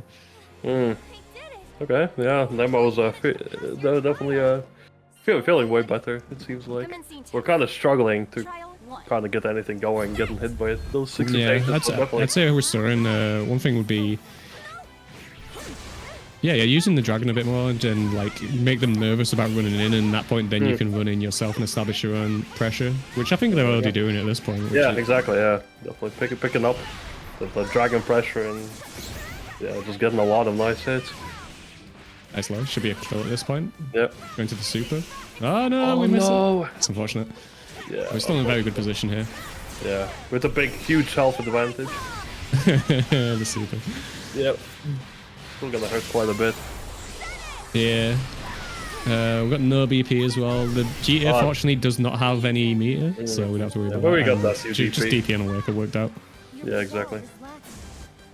Trial 2. Yeah, I think that's like kind of better than the jump option is to use the DP to gain. Oh, the big donk. Oh, nice. Yeah, it's why Zoe, like, I think Surin is kind of like rotating the dragon options in neutral when really the best course of action is to use like 236L a lot more, so the light dragon. Yep. It's just so good at like controlling space, whereas like the H one, there's a bit of startup on it which can get punished, as we saw there. Go. Definitely have nice those little conversion. conversions. Oh, yep, UDP out. Nice reaction with the UDP, managed to get out of that situation. Yeah, I was going to mention that we haven't really seen a lot of like U skill usage from them area. Like some of the better GT players, you'll see like they'll use 236U in neutral in order to catch people out a lot because it's a very good button. Yeah, definitely and very they'll good. use the 214U in combos a lot because they get more damage from it because than using like the SBA. But again, like we're at a different meta, I would say, in that like our like reaction supers to cancels have been working out really well, so we probably want to conserve our like meter just for that rather than using the U skills that GT has. Yeah, exactly. Those super reaction supers are just attacking extra damage at the end of combos, working out quite well. So, suppose yeah, no need to use the U skills if your supers are working out this well.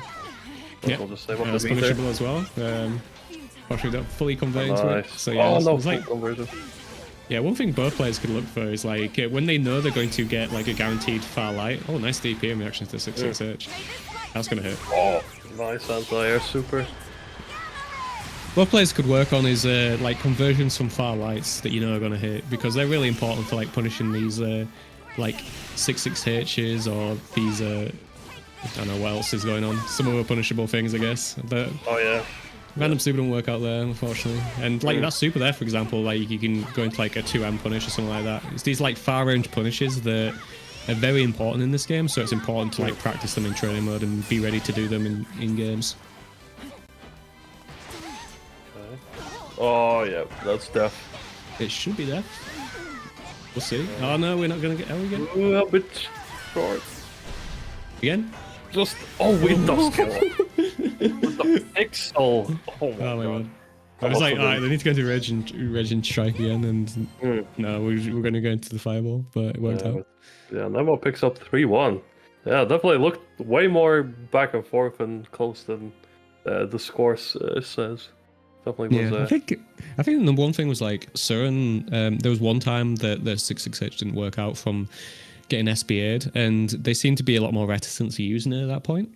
And I don't think there was any reason to stop 668 as much because of the way that Nimaria was constructing their pressure. Like they were being very aggressive, using a lot of like 668s, 6XLs, and that kind of thing, which is what 668 for Zoe is really good for dealing with. So I would say like it's don't be put off from like certain options just because they get punished one time. Look at what your opponent's doing and decide whether it's the best option based on what they're doing at that point. Yep. Because then they got a lot more like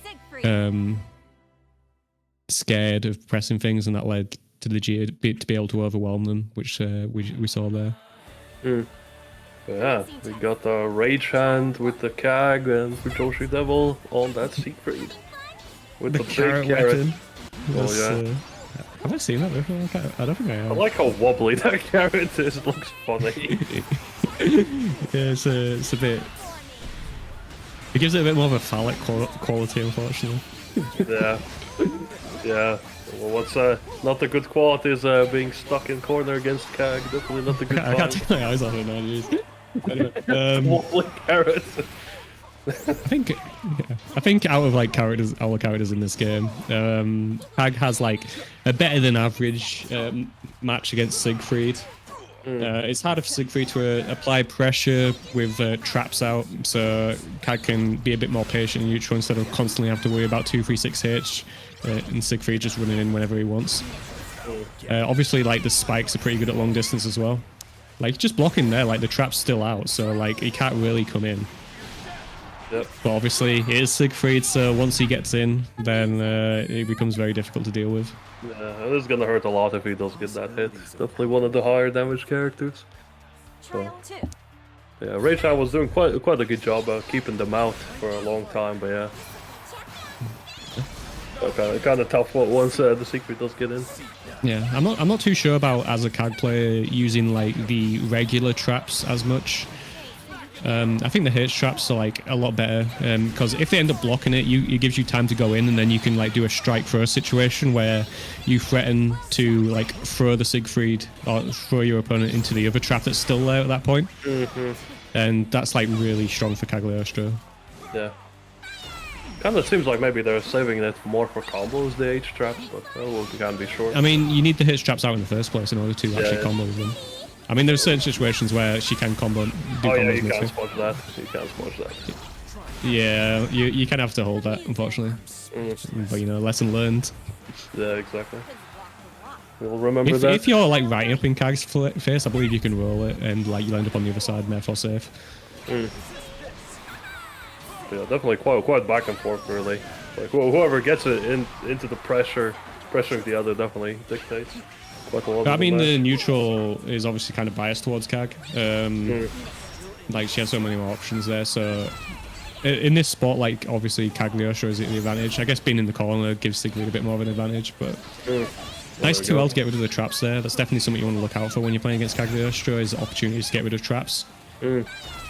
Because it just allows you like so much more freedom to be able to like establish your own pressure, as well as reduce the risk of like the amount of damage you take should the Cagliostro do. Oh my god, so we just DP. Just like rare circumstance where a Siegfried DP does not work despite the person not blocked. Yeah, rare situations where Siegfried DP doesn't hit. We get throw baited at the end there. Yep. Okay. Rage Hand picks up that match. Yeah, it's very. Yeah, definitely felt way more in charge once the traps were set up, and that teleport out of the corner worked out really well as well. I will say, like, at the end there was like an immediate throw and wake up, and you don't really need to do that unless you're like trying to do like a back throw on the opponent. A lot of times it would be better just to like look at what the opponent's doing on like your wake up and try and do like a delay throw tech, because you have like a window, a period of time in which you can throw tech. You don't have to throw tech frame one, so that gives you a bit more leeway in regard to looking at what your opponent's doing and like oh, nice DP. Hacking the throw as well. The Orcon pressure. Oh, he recovered so fast in that. We're trying to brave counter, but unfortunately Cagliostro, one of the best champions when it comes to actually dealing with these brave counters, because like the traps, they create like awkward awkward block stun situations where like you get your rage and strike instead of your brave counter. Again, like Cagliostro, like a lot of projectile type stuff, so the traps she can block afterwards, that kind of thing. So she can be a tough character to brave counter, but it doesn't mean you shouldn't do it. Yeah, exactly. Yeah. Like in these sort of situations where she didn't have like anything out, it's like a lot safer to do so. Yeah. And I think the Siegfried should be looking to do that. But I mean, 6-6 now works out as well. Oh yeah, that world. Oh, no pickup on the wall bounce. Nice 2-1-4 you again. DP out. Ah, my god, the knowledge check. That's unfortunate. Yeah, the knowledge check. Yep. Kag on the other side. Yeah, so if she does that jump in teleport thing with the phone there, you will need to be blocking on the other side or pressing the guard button if you do block it. If you know it's coming, or if you can react to it in time, you can spot dodge it and then 2H it on when she teleports onto the other side. But most of the time the Cagliostro player will be doing it at awkward timing where it's difficult to be aware of that, so if you block it, just block on the other side afterwards. Yep. Or hold the guard button is probably the easiest option.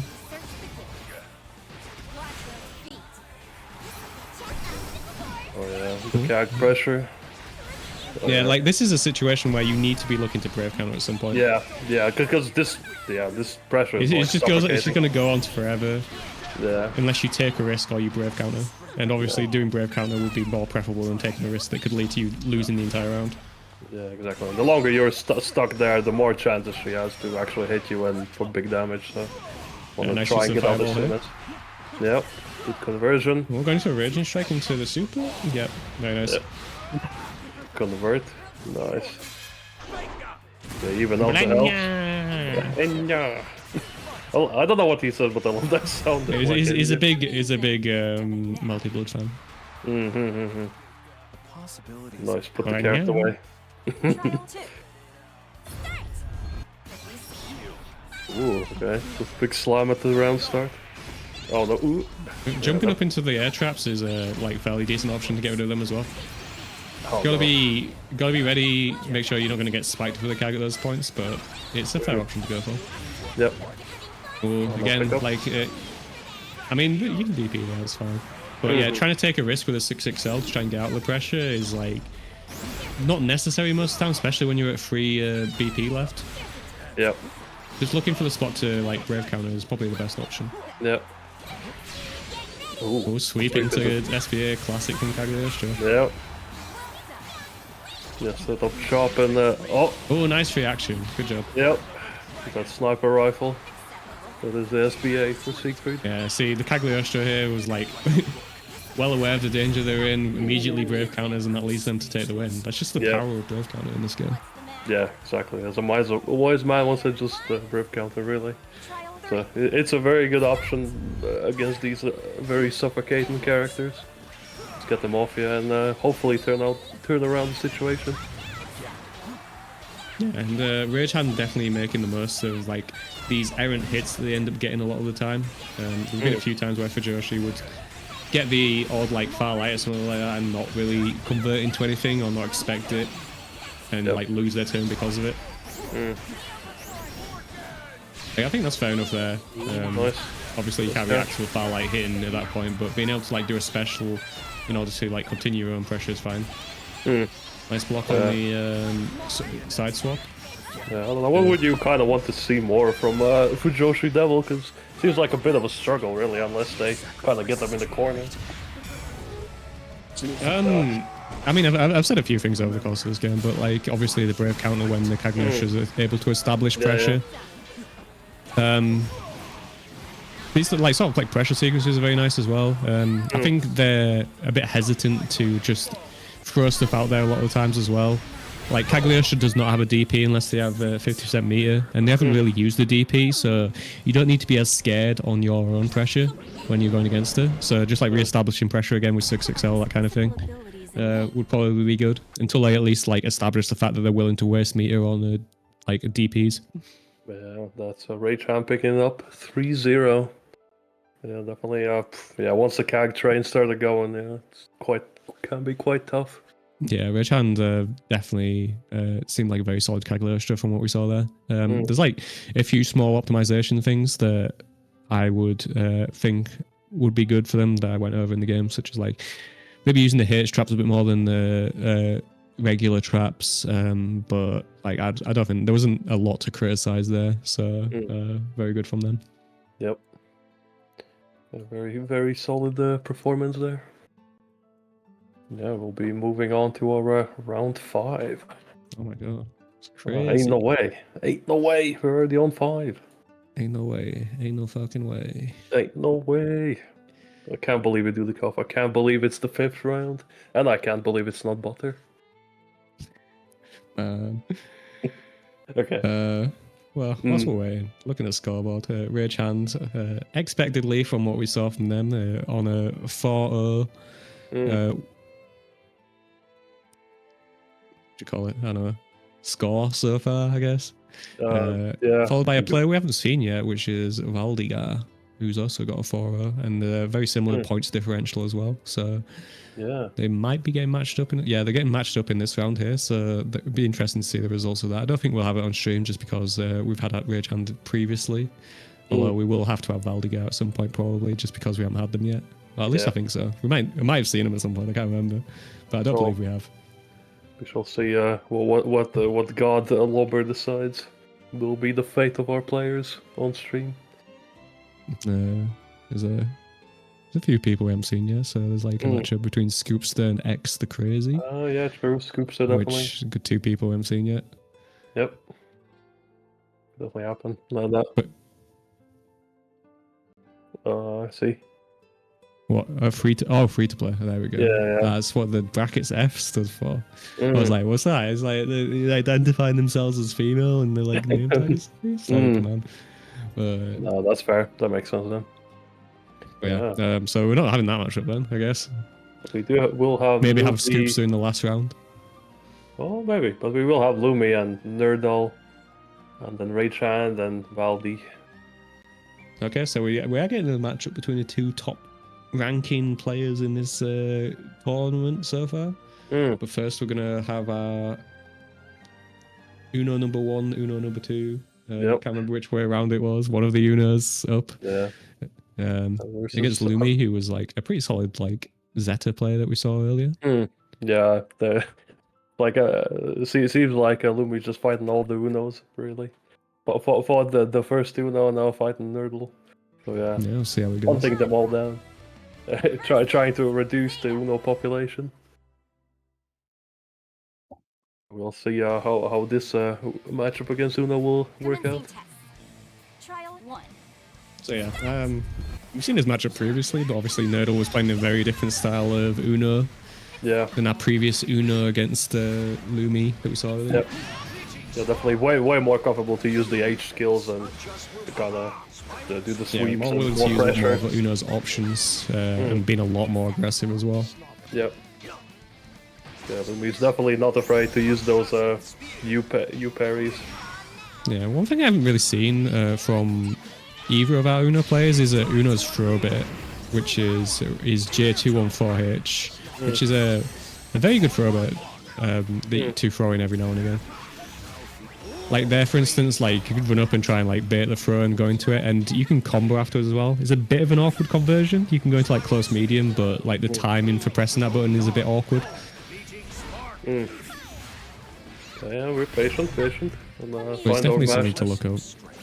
Look into. Thanks for the words, Phantom. Trial 2. Yep, thank you. Hope your quest to have every character at Masters was going well, or whatever it is you were doing. Yeah, we have Nerdle again now. Lumi in the corner. Oh, nice 2H. Nice idea. Yeah, it was a bit too far to convert from there, but Nerdle wasn't blocking on wake up as we've seen many times, so led to another conversion. Yep. Nice cheeky 2-1-4L there. Immediately followed by the U parry. Works out quite well. Oh, we're patient. Yeah, we have a Zeta on screen as soon as there's Phantom words, which is quite ironic. That was interesting 2H as well. Wake up 5U. Yeah, if there's one thing I'd say for Nerdle is definitely exercise these 2Us from his game. They are not working out, especially at the ranges that he's using them, or they're using them. Yeah. Try to wake up SBA, does not work out. We don't get a conversion there from the Zeta player, which allows Nerdle back into the game and like anyone's game at this point. Oh, yep, the big driver. Yeah, the Laser's not going to be winning against the big driver. Yep. Trial 3. Oh, okay. Quite back and forthy there. Very down to the wire. Oh, yep. Nice. Yeah, that's all range. Like the 2U's not too bad because if they end up blocking it, then it's not punishable. But it's definitely something that you don't want to be using too much. Yeah. Like there, for instance. Yeah, he just gets clonked on the head for big damage. Yeah, there's also a thing with Nerdle where it's like pressing buttons a lot after taking hits, which is a very risky thing to do because obviously the opponent is plus at that point. Yeah, you kind of have to. We're minus, so we're doing SVA. Unfortunately, our opponent continued to block. They might not have realized that they were plus, or they were just ready for it. Seeing Nerdle's previous matches. I don't think this is killing, is it? No. Oh, not quite enough. Oh, but there we go. That finishes well. Get a nice jab. That's fine. Yep, and Lumi picks up the first match. Okay. Oh, character swap? Yeah, it did say on his profile card that he's an enjoyer of all characters. Let's see what they whip out. I think I've seen them talk about Fairy, but oh, never mind, it's Soris. So I'm misinforming. It's Soris. Yeah. Yeah, we've seen his matchup on stream as well. See how much Nerdle is a fan of the U punch. I suspect they are a huge fan of the U punch, but we will find out. Punches and the 6XLs. There we go. Last conversion. We don't finish the outcome, we just go straight into a special. We're really trying to like guess from these brave counters. Yep. Oh, nice anti-air. Good job. Lumi is definitely showing off that they're ready to anti-air. Yeah, it's definitely one of the better ones when it comes to anti-airs that we've seen on the stream so far. Yeah. And like, nice. Zeta's 2H, it's like a solid 2H, but it's not like a brain dead easy one to use as well, so there you go. Nerdle not giving up on the supers in neutral that we've seen previously as well. Yeah, So I guess that was like more on the Lumi's pressure, but it was a delayed super, which can catch a lot of people out because if they do an immediate option like a meteor or something like that, then you end up blocking it. But if they go for a delay option, like the super will catch them. So that's probably why it's working out so much for Nerdle. Like a lot of people don't have the propensity to like not press anything on someone else's workup. Yeah, exactly. In this game anyway. Frames. Yep. Just parry. Parry that one. Yeah. Don't really need to take any risk at this point, so that's why we run up and block, and that leads to the win. Yep. Lumi definitely adapting to Nerdle's more aggressive style of play here. Yep. Being more willing to press a lot more supers and reversals and. A lot more willing to like look for opportunities to reversal, but also like on their own pressure, looking to block a lot more when there was a risk of like Sora's doing a random super or something like that. Oh, nice spot dodge on the first instance of that U skill being used. It's a difficult one to deal with a lot of times as well, so very well done. Oh, nice little raging strike stuff we got there. Now Sora's is on like 1 BP. But you're on. We're on no BP, which is going to lead to big damage here. Oh yeah. The weird little frame trap with the U punch. We don't convert, unfortunately. Yep. Oh my gosh. Oh, we're hoping. We're hoping. Those plus frames are coming out. I don't know why we did raging strike there, but it worked out.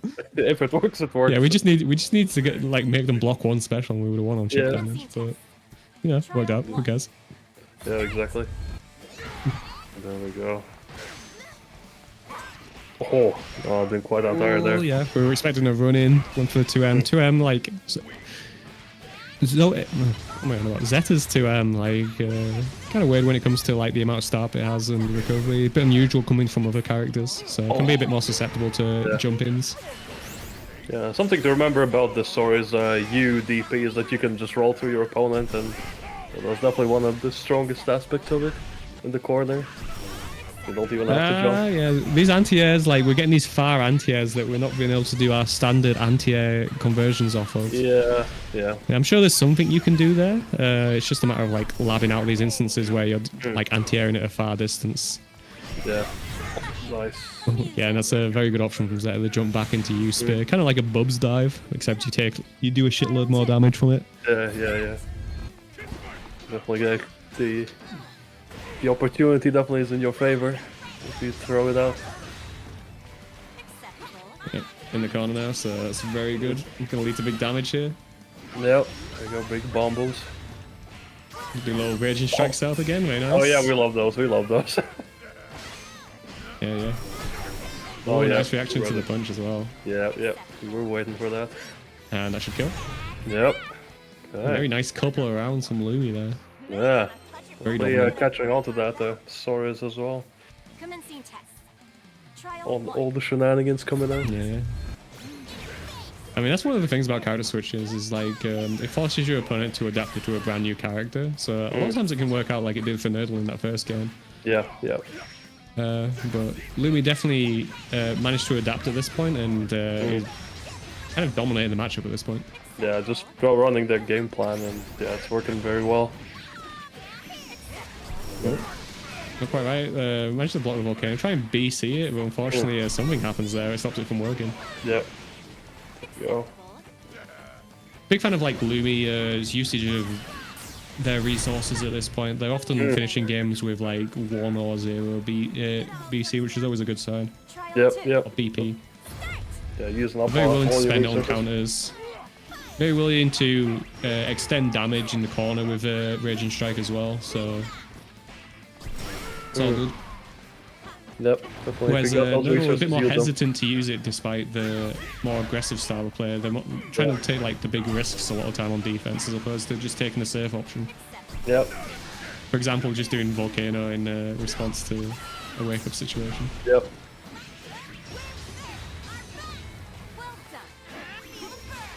Nice little delayed attack there. No, middle doesn't bite though. Oh yeah. I think that's a Yeah, right type of Lumi's thing just, to be doing against this type of. just caught on those U punches, just you parry them yeah. every time. Completely ready for them. You don't even need to be spending like meter on those. Like responding with the H parry instead of the U parry, you could probably get like more damage just from that and save the meter at the same time. But obviously, like, I mean, if it's working, it's working. So just like go ahead with that. Yeah, and Lumi picks it up 3-1. Yeah, it was definitely looking like a Nerdle was kind of catching up with the swords, but yeah, Lumi just caught on to the patterns and yeah, just abused them really well. Yeah, I got used to the matchup pretty quickly. Yeah, a lot of the stuff transferred, like started anti-airing a lot more, so Nerdle was way more scared to jump and responding to those U punches, and looked like Nerdle was a bit lost as to how to kind of get in. Yeah, Get a bit damage. the pressure wasn't as varied as Lumi's when it came to Nerdle, and the options, taking a lot of like high risk options a lot of the time. So like a lot of those U ground punches didn't really work out and just end up spending a lot of meter. Probably want to be looking to brave counter a lot more as well on defense as opposed to trying to take high risk options. Yeah, yeah. As you said, like Lumi was happy to use their little crystals pretty much whenever the opportunity arose, whereas Nerdle was very hesitant and not really willing to spend the resource that you have there. Definitely should be looking into that. Yeah, I haven't seen any Charlotte players. I don't know if there are any in this tournament. Yeah, like in every other like beginner bracket before us, I think we've had Samu, who's the resident Charlotte player when it comes to the beginner brackets. But I think they've graduated at this point. Yeah, they did very well in the previous beginner bracket, and they're well on the way to getting close to master rank at this point. I think they're in S++ at the moment. But yeah, we have Valdigar versus Raychan, which we had on the stream before. So the Anila versus Kag. Oh, thank you. I do try. If they call me out for completely butchering it, then blame Dudikov. It's his fault. I mean, I pronounce it the same way, to be honest. So, you know. I'll say, you say Valdigar, Valdigar.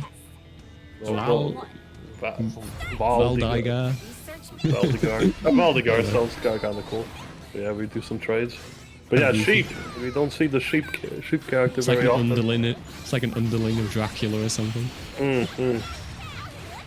Versus the Hand of Rage. We shall see what will prevail. But yeah, we still got that good CAG pressure, so... Yeah, it's been all CAG at the moment. Yeah, nice use of Brave counter. We probably wanted the U sheep as opposed to the UDP. Yeah, unfortunately misinput. Well, wanting to probably keep a bit more. Use those big buttons from Manila. There we go, some nice punish. There we go, got those 6XLs. Yeah. Wait. Pretty good with like 6XL's pretty good with an Anila.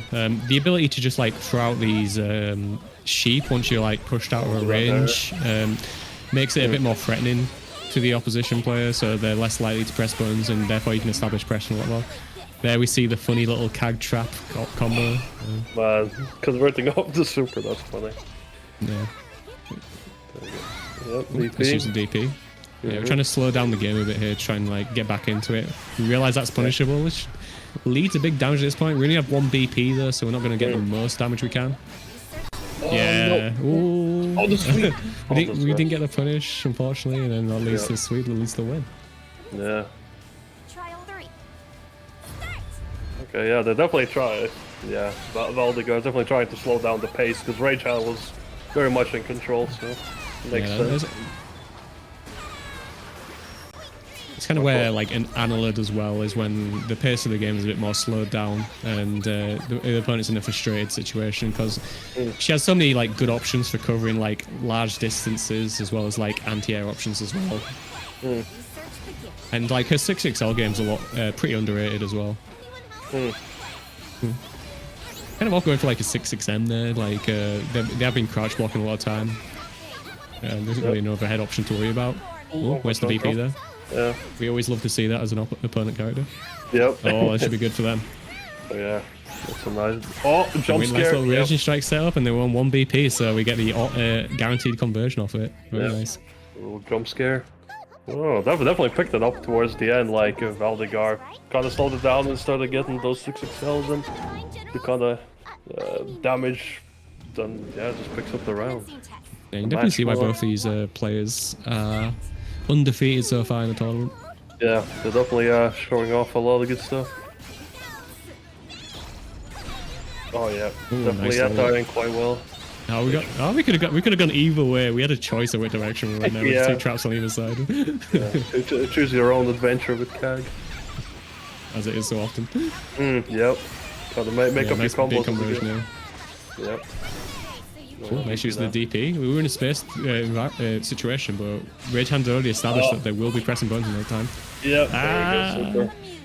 Yeah, very risky super to do there, but managed to get away with it. Yep. Definitely quite risky, but yeah, it does pay off. Ooh, teleport grab, yeah, that's a classic. Yeah, so frustrating as a playing against CAG when she does that type of thing. Yeah, we're using the hit sheep in order to get in. Very well done. Yep. Cool. And we use a little fake mix from that spinny spin here. Yep. So you can do a little frame trap at the end there to like catch people trying to like mash immediately, but it's not the most threatening thing in the world. Yeah, exactly. Nice use of, yeah, you just want to get out of there as soon as you're in the corner against Cagliostro. Yeah, exactly. So, you don't want to sit there for any longer than you have to. Cool. Yeah, mixing the auto combo extenders, and we do a little frame trap with that as well. Not much damage, but like managed to maintain our pressure at this point. Yeah, exactly. Oh, nice use of the 2U in response to the projectile. That's another good option for Amela there. Oh, and a little throw bit. We didn't fully convert there. Oh no. Ah, that's unfortunate. Oh, we don't get a full conversion though. Yeah, this is the thing that's letting Rage Hand down at the moment is he's like punishing these like situations where they're a bit further away, as we talked about previously. Yeah. And yeah, the Cagliostro knowledge check ends up working out again, unfortunately for Valdigar. Yeah, Valdigar. Yeah, loses that one, but yeah, Rage Hand picks up this match. Yeah, very back and forth, but yeah. Yeah, it's just a situation of recognizing the probably just like should we stand blocking there because we weren't expecting that situation. Just accepting the pressure instead of going for the 2H, which has a lot of startup. Maybe go for a DP if you're ready for it. Yeah, but way more safer. It was very awkward and you weren't really expecting it. Yeah, definitely very back and forth. Yeah, very nice impression from Valdigar there. Not too worried about blocking a lot of Cagliostro's stuff there, which a lot of other people get a bit panicky in those situations, and the Cagliostros tend to exploit that. Yep. Yeah. That's the thing as well, if there's a trap on the ground there, if you're running, you can just run straight over that. You don't need to jump over it. It will activate, but then you won't be hit by it because you've already run past it at that point. Yeah, exactly. It's a good thing to remember that you can't run past them unless you're like one of the non-privileged characters like Wasaraga, then you kind of can. But you can tackle, but that's besides the point. Yeah. Can Wasaraga run over him? Can't remember. I think he's too slow to run over it. Oh my god, no, we jumped straight into the trap. Oh no. I've been there before. I've hopped as Matera into a few traps in my time. Well, definitely feels bad moment on ice. Yeah, we're ready for the jump out there. We get the lights in the air. A very Street Fighter 6 moment right there. Oh my gosh, okay. I'm doing those sheep jumps. Yeah, we're working these sheep jumps into the game now, and that, which is a nice little change up we're establishing now that the opponent is a bit more used to how we're dealing with Anla. Yeah, we got like Rage Hand's kind of getting caught off guard by these sheep jumps quite well. quite a lot, so working very well. Again, not ready for these teleports and leads to big damage for Rage Hand in an awkward situation to deal with. Yeah, can't brave counter if you don't get hit. Yeah, exactly. So all the sweeps, all the ghouls. Yeah, immediately put them back in the corner. That's another good use of the Brave counter as well, is if your opponent does manage to get out of the corner, just Brave countering them back into the corner where you're going to be doing the most damage, and being able to establish the best pressure is definitely a good option, and one that Rage Strike took the game from there. Rage Hand. Yeah, see, the hit sheet there again, like a little bit of sheep insurance. Oh, yeah. So like even if we do get hit, we end up like hitting Cagliostro as well, so it ends up trading. And if they don't do anything, then we manage to get in and establish our own pressure. So it's a really good option to go for.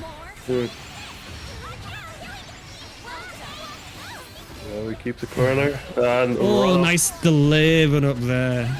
Expecting some sort of response from Valdigar. I'll wake up Super, see if it quiks out. Yeah. Recovers in time. Oh. I don't know if we wanted that there.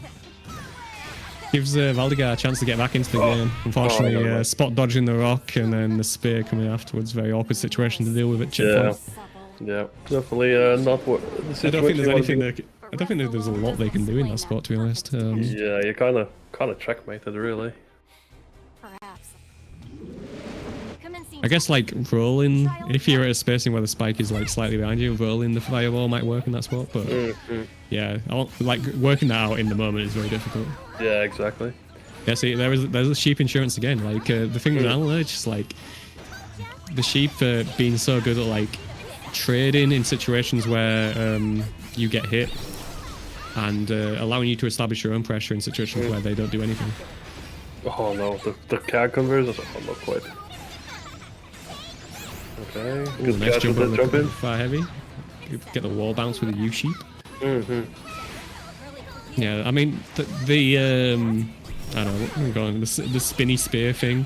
The spinny spear, yep. Like that's because it's a multi-hitting move that is still in its active frames. That it's a prime target to get BC'd, just because like you're guaranteed to get a hard knockdown from it, which is so strong in this game. Yep. So it's probably not the best option to go for on offense a lot of time. Here we see the BC trading that Ryzen's known for. Yep, and the CAG strong finishes. Yeah, when the opponent's close to like no health left, just waiting and BCing them so they're on chip point is like so strong in this game. Just taking no risks, just BCing them when you can. Yeah, it's just a very powerful option. So you get through the traps there, very good. Yeah, these 6XMs I'm not really a big fan of. I'd be better off I'd be more of a fan of a 6XL just because you get the plus frames and you're able to keep your pressure on block. Whereas the 6XMs, they haven't really worked out in terms of like knocking down the opponent. They've blocked a lot of them.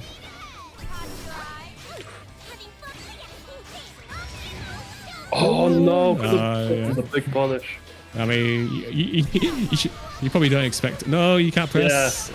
Yeah. I mean, you can DP, I think, but you can't do a regular press. Yeah, we have to spend the BP here. That's a bad spot. We're going to be at chip point at some point here. Yeah. Oh, we wanted to super. I don't know if it would have worked, but ended up getting the spinny spear again, and that's a 3-1 to Rage Hand. Yeah, definitely very strong performance from Rage Hand. Yeah, look, it was very back and forthy, but yeah, Rage Hand kind of found their groove, and yeah, honestly, just did so much CAG pressure that it was quite difficult to deal with. Yeah, I'd say the things that Valdigar can work on from that is that, like, the 6XMs I wasn't a fan of. I think 6XLs are much better in those spots. Like, throwing them in occasionally when, like, the opponent is stand blocking or trying to walk backwards against your 6XLs is a good option. Like, you use 6XM after you've already established 6XL. Because the 6XL will force them to try and like walk out of range of it and that kind of thing. That's when 6XM becomes good. So doing that first is good. Another thing is there was a lot of like auto combo pressure from Valdigar as well. So I'd say looking to do like more 5L, 5L, 2L, 2L pressure as opposed to auto combo into something will give them more spots to trap the opponent and more spots to be able to go for throws and that kind of thing, and it becomes a lot more difficult for the opponent to deal with at that point. But there was a lot to like, especially with the neutral game from Valdigar. Yeah, definitely very Used the shoots solid. really well, used the analyst buttons very well, and was very patient at the correct points as well. So definitely a good showing despite the 3-1 scoreline. Yeah, yeah, as you said, the pressure like with more light buttons, with less committal than the 6XLs, but overall, yeah, very solid neutral play. And yeah, and of course, learning how to deal with CAD gimmicks. I mean, it comes with time. Like everyone's been in that spot where like they do the funny thrown thing and they try and like 2H afterwards after blocking it, and they just get killed because of it. Yep, yep. Go into trainer mode, lab that stuff, and then next time around you'll be ready to deal with it. Yeah, CAD can definitely be very overwhelming. You're kind of not ready for shenanigans. Yeah. Rage Hand? I don't know. Was there anything to say that Rage Hand could improve upon in that set? I guess the conversions a few times were a bit lackluster, but that's something again that comes with time. Yeah, I think with CAG, yeah, you get so many weird hits, so yeah, it's kind of like being ready for them all the time probably is tricky. So it comes with time, kind of eyeballing what's gonna work in what situation. Because yeah, they definitely got a lot of stray hits in awkward positions where they definitely look like they could get the conversion for more damage.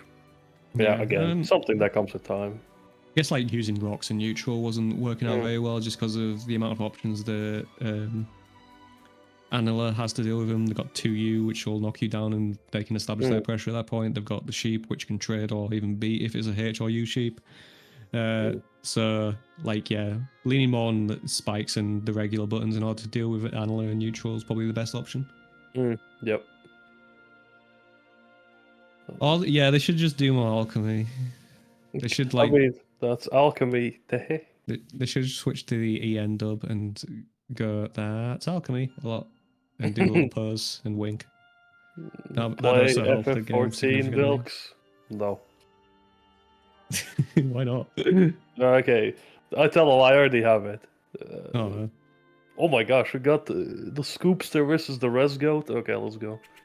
They're definitely players I've played a couple times against, so quite interested to see how it goes. Yeah, Scoopster. Is this Baby Gronk? Is this the Res Master?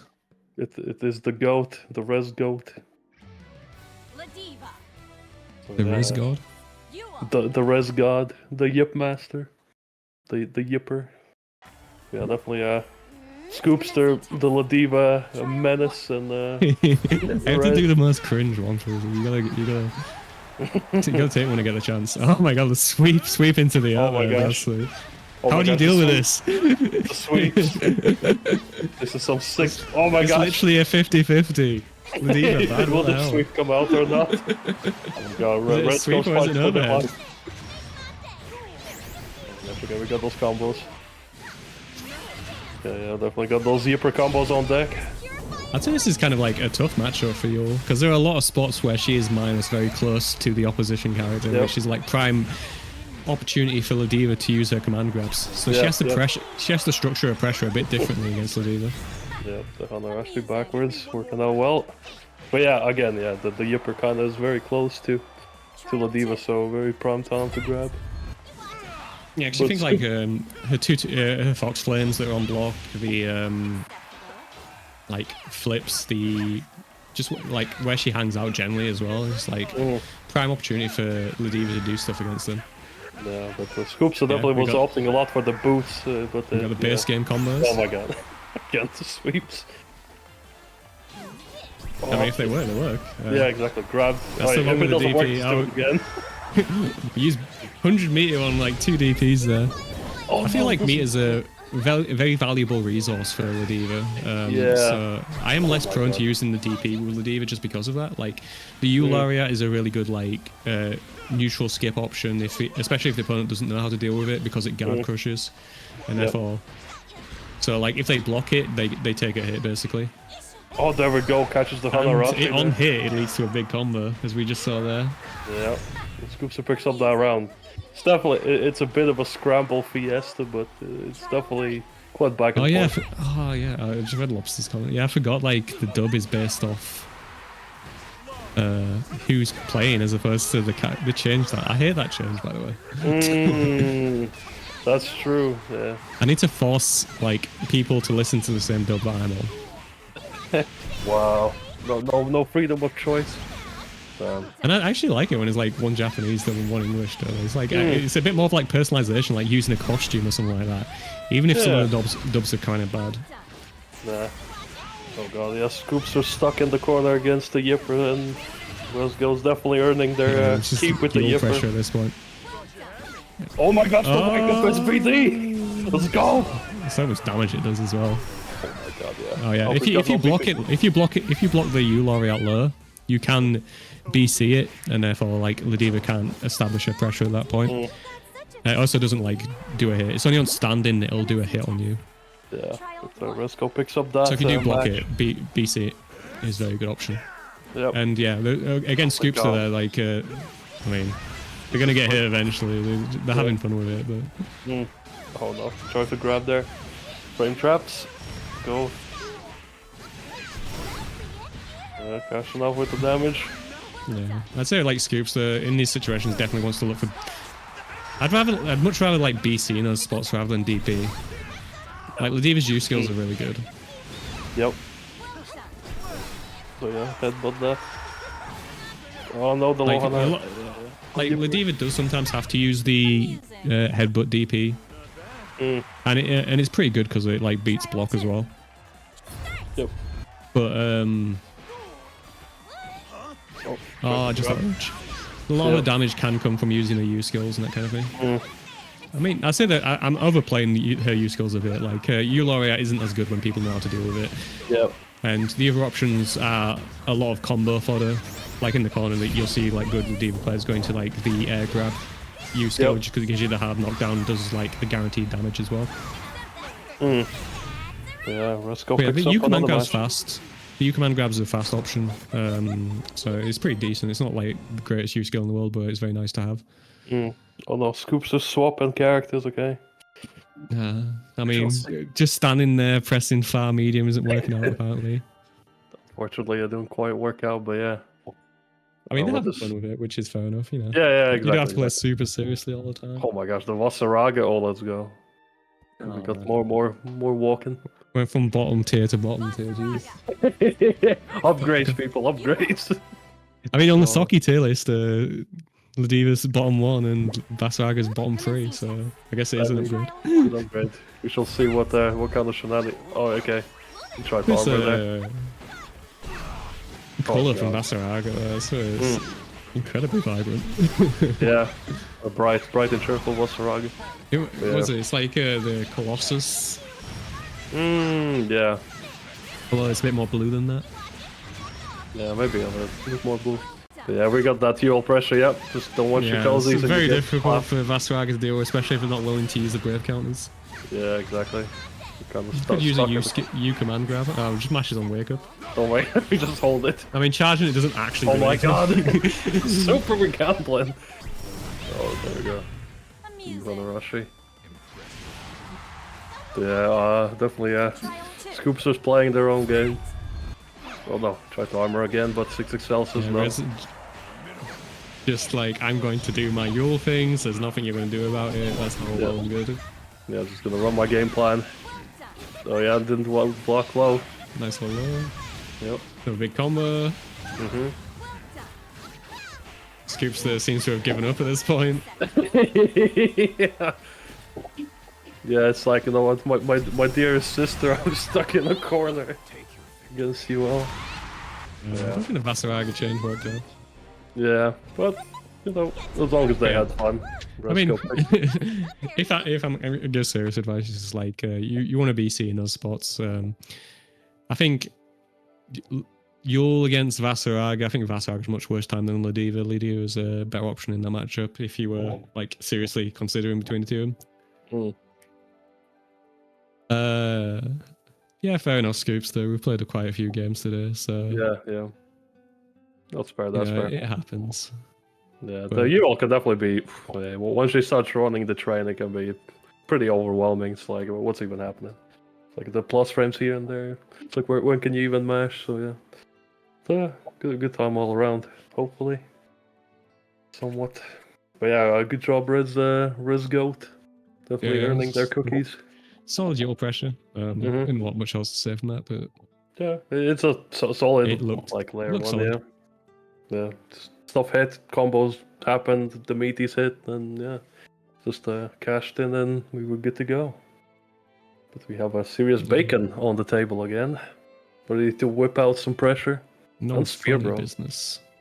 Yeah, Spearbro again. Spearbro third time. Yep. Stream highlighted. We spearing. It's spirit. My favorite time is the spearing time, or bacon time. Zeta Bacon time. It's versus bacon time. It's We time got the to fucking like early 2000s memes. Are we doing fucking get... yes. lolcats next?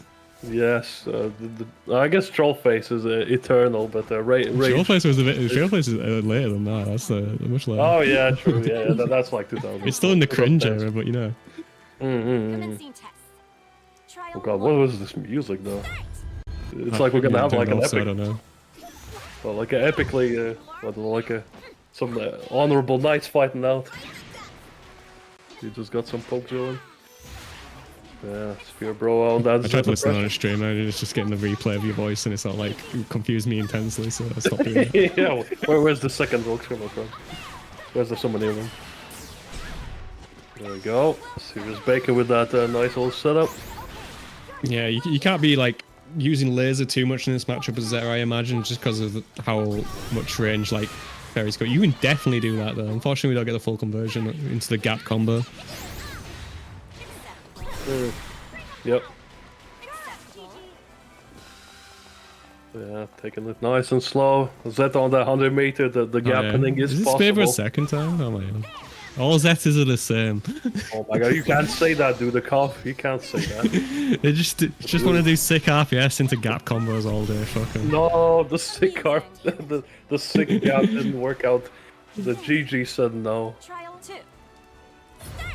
Yeah, the GG for the protect. They've all got the same costume on as well. They all got the new Battle Pass costume. Can't recognize Because them. it's good. Because it's so good. It's a solid costume, yeah. I definitely prefer Nice it use of the base. parry hop. You're using it kind of like a Matera hop there, which is a very fun use of it for Zeta. Yeah. Okay, we're kind of sitting in the corner as Fairy, not a fun time. But a nice match. We mash out. Yeah. I suggest again, like, look into a spot to BP, but if you get a good read on a mash, that's fair enough to go for. Gap combo. We don't fully convert again, oh no. That's pain. One day I'll be able to say gap, gap, gap repeatedly. True. It'll be appropriate. Yeah, pull in. Put Yeah, some just set it bad up. sweeping. Oh, laser. just out of range. No. It's getting at this point. Unfortunately, we push ourselves back out with the laser, allowing Fairy to have the advantage again, although she doesn't have much health left. Okay, we do the little swing, Tarzan swing. Yeah. Tarzan. We do want to be like spot dodging these specials from Zeta though. Yeah, Because we're at definitely. chip point now, which is a tough spot to be in. Yeah, exactly. Like just a random spear in neutral and they win. Yeah, exactly. Just, well, any special. Oh, what a nice catch. Oh, but Yeah, I don't think Liz is the thing to go for. Oh, never mind. Just parry. Yeah. Keep As it- soon as we go in, the special comes out and lose. Yeah, the Rhapsody comes out. A nice almost comeback though. Good little call out. Yeah, the parry into the jump seems like a fairly decent option against Fairy, to be honest. Considering the range, like a lot of her buttons cover, it's very horizontal there, so just like going slightly above that with a hop is pretty nice. Yep. Okay, nice.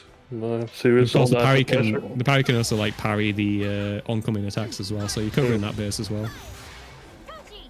Yeah, Spear Pro definitely opting to play a lot Yeah, more. we can't gap there because we don't have enough meter, but Yeah. still, very good thing. It's definitely working out a lot for them is finding these opportunities to jump and going to U-Spear.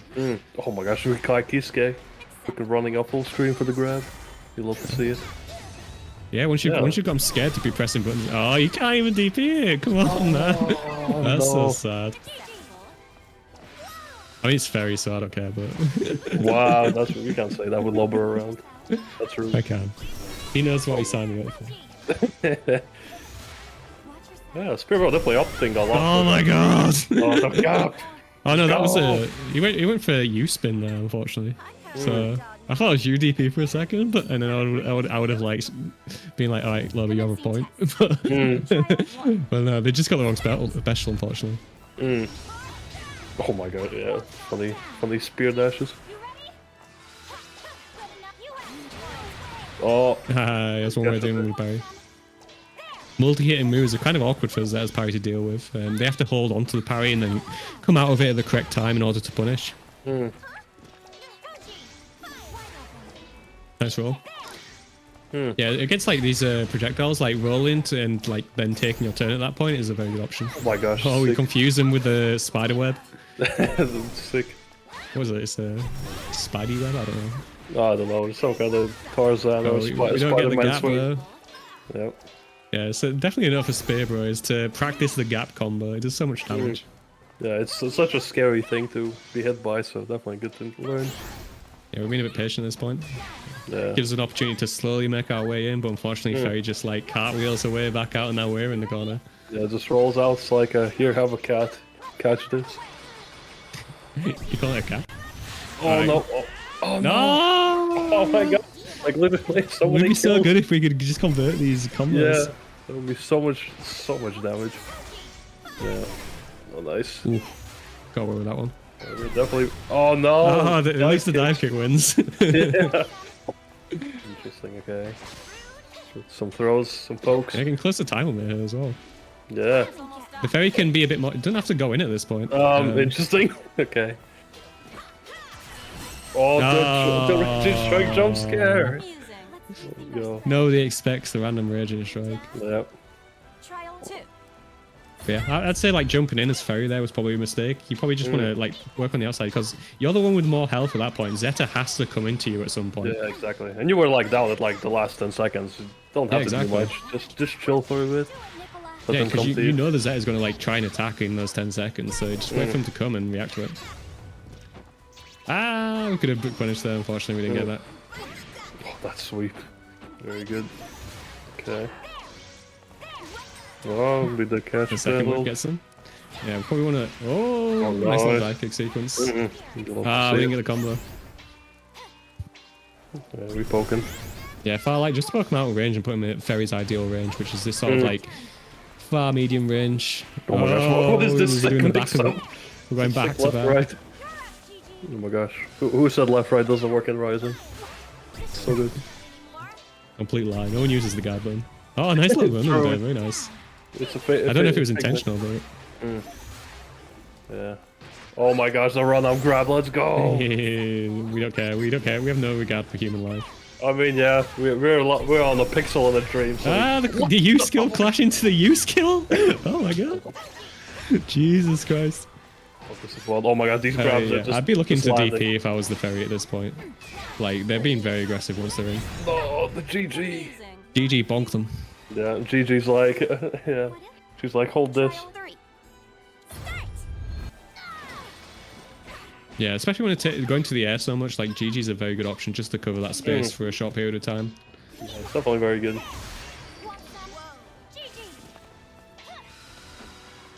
Yeah, that's a very pressure, yeah. Yeah, Drops very good it, option against far light considering its recovery. Yeah.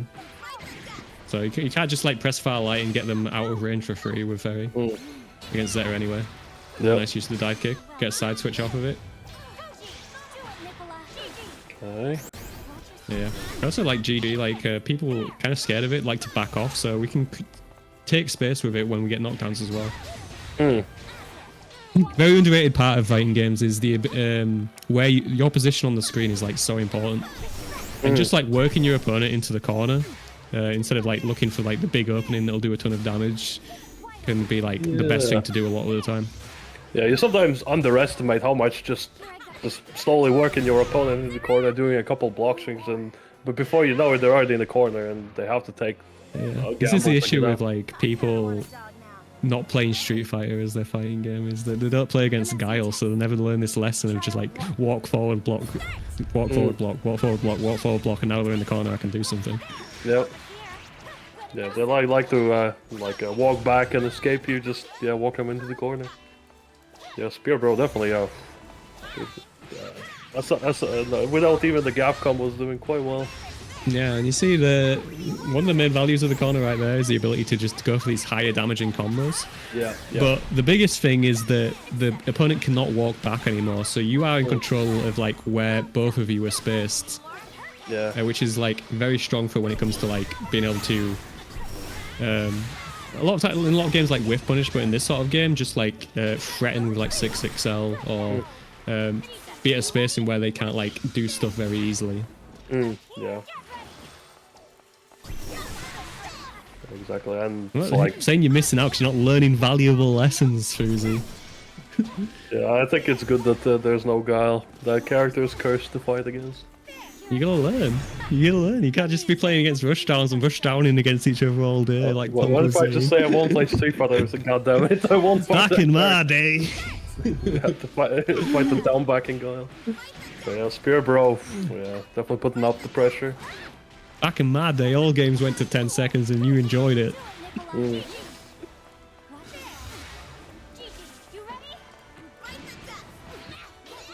Yeah, nice use of 6XL here. Managed to get the combo at the end.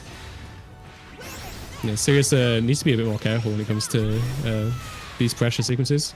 Oh yeah, the Pogo, yeah, DC out. Oh, Sirius even. Oh no! Oh, you could later. I don't think you can. Yeah, I don't think you can actually do the gap combo from that there.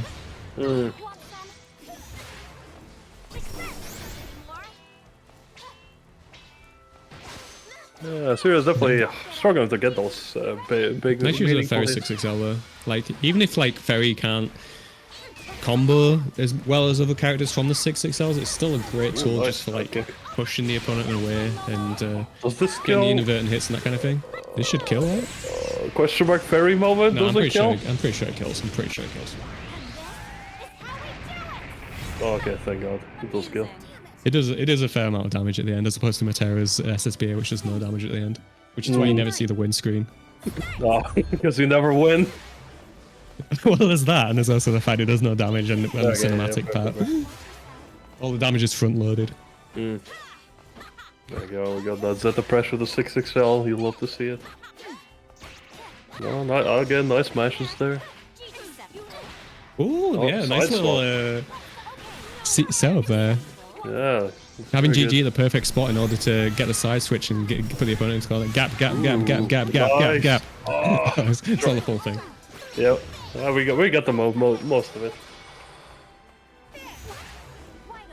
Oh no, we're in the corner now. The side game's advice of rolling 6XL does not work out, unfortunately. The official Grand Blue account as opposed to side games. Oh no! The slowdown just gives them more time to get ready to spear in. Yep. Yeah, and that's probably the number one reason why this matchup is pretty bad for Ferry, is just that U-spear attack. Like, you have to be very careful throwing out your normals and your whip grabs in neutral, because if they jump at the right time, then you just die because of it. Yeah. It was fair, but it was a nice back and forth game, I believe, still. Yeah. Zeta's reward is so massive a lot of times, so you can kind of sometimes fumble like once, and yeah, she can like steal all your health bar. Yeah, definitely a nice back and forth, and Sirius definitely has the setups and a very nice kind of spacing, but yeah, kind of not getting the big hits to kind of close it off a lot of times. Yeah.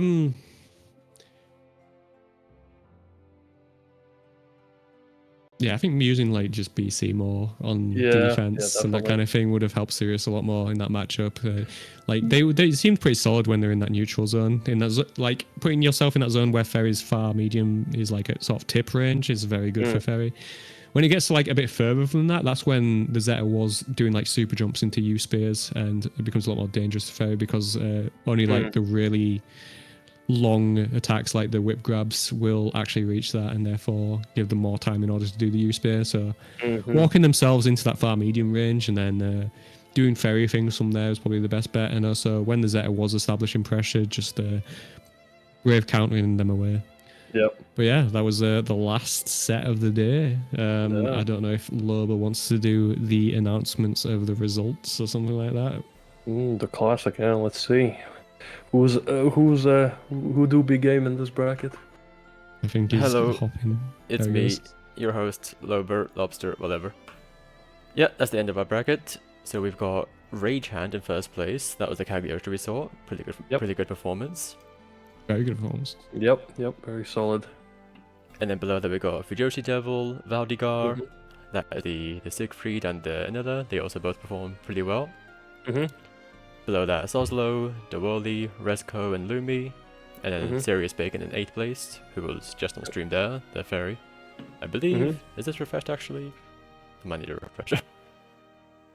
No, it's fine. Okay. And then we got Strobler and Nemo below that, and Friends.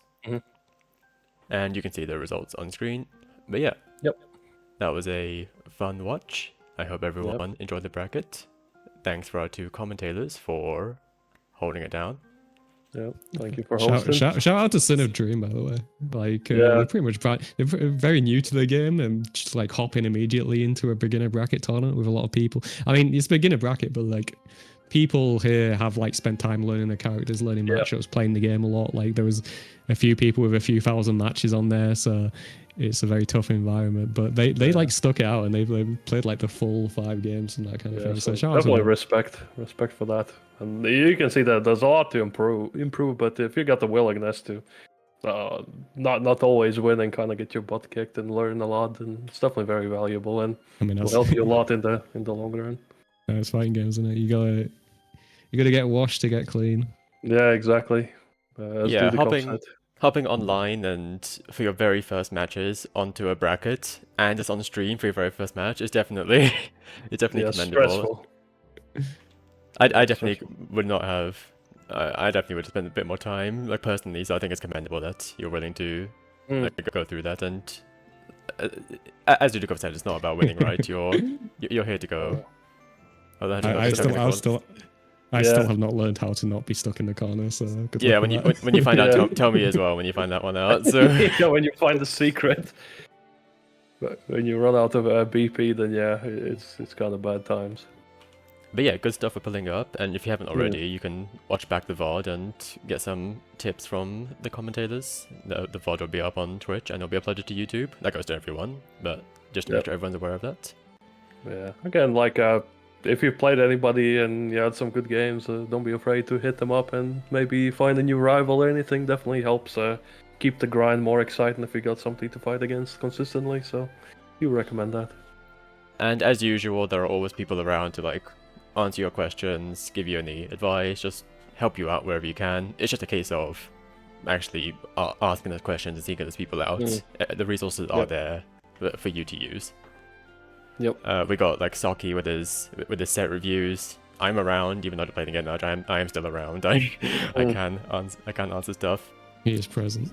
I am omnipresent, and generally people are happy to answer questions. But yeah, as for other events we have running, we've got, I believe, Dungeon Yips should be happening tomorrow. That's a standard double elimination bracket. And I believe Wanted, correct me if I'm wrong, is happening this week. Has there been an announcement of it? I don't think so. Am I spreading misinformation?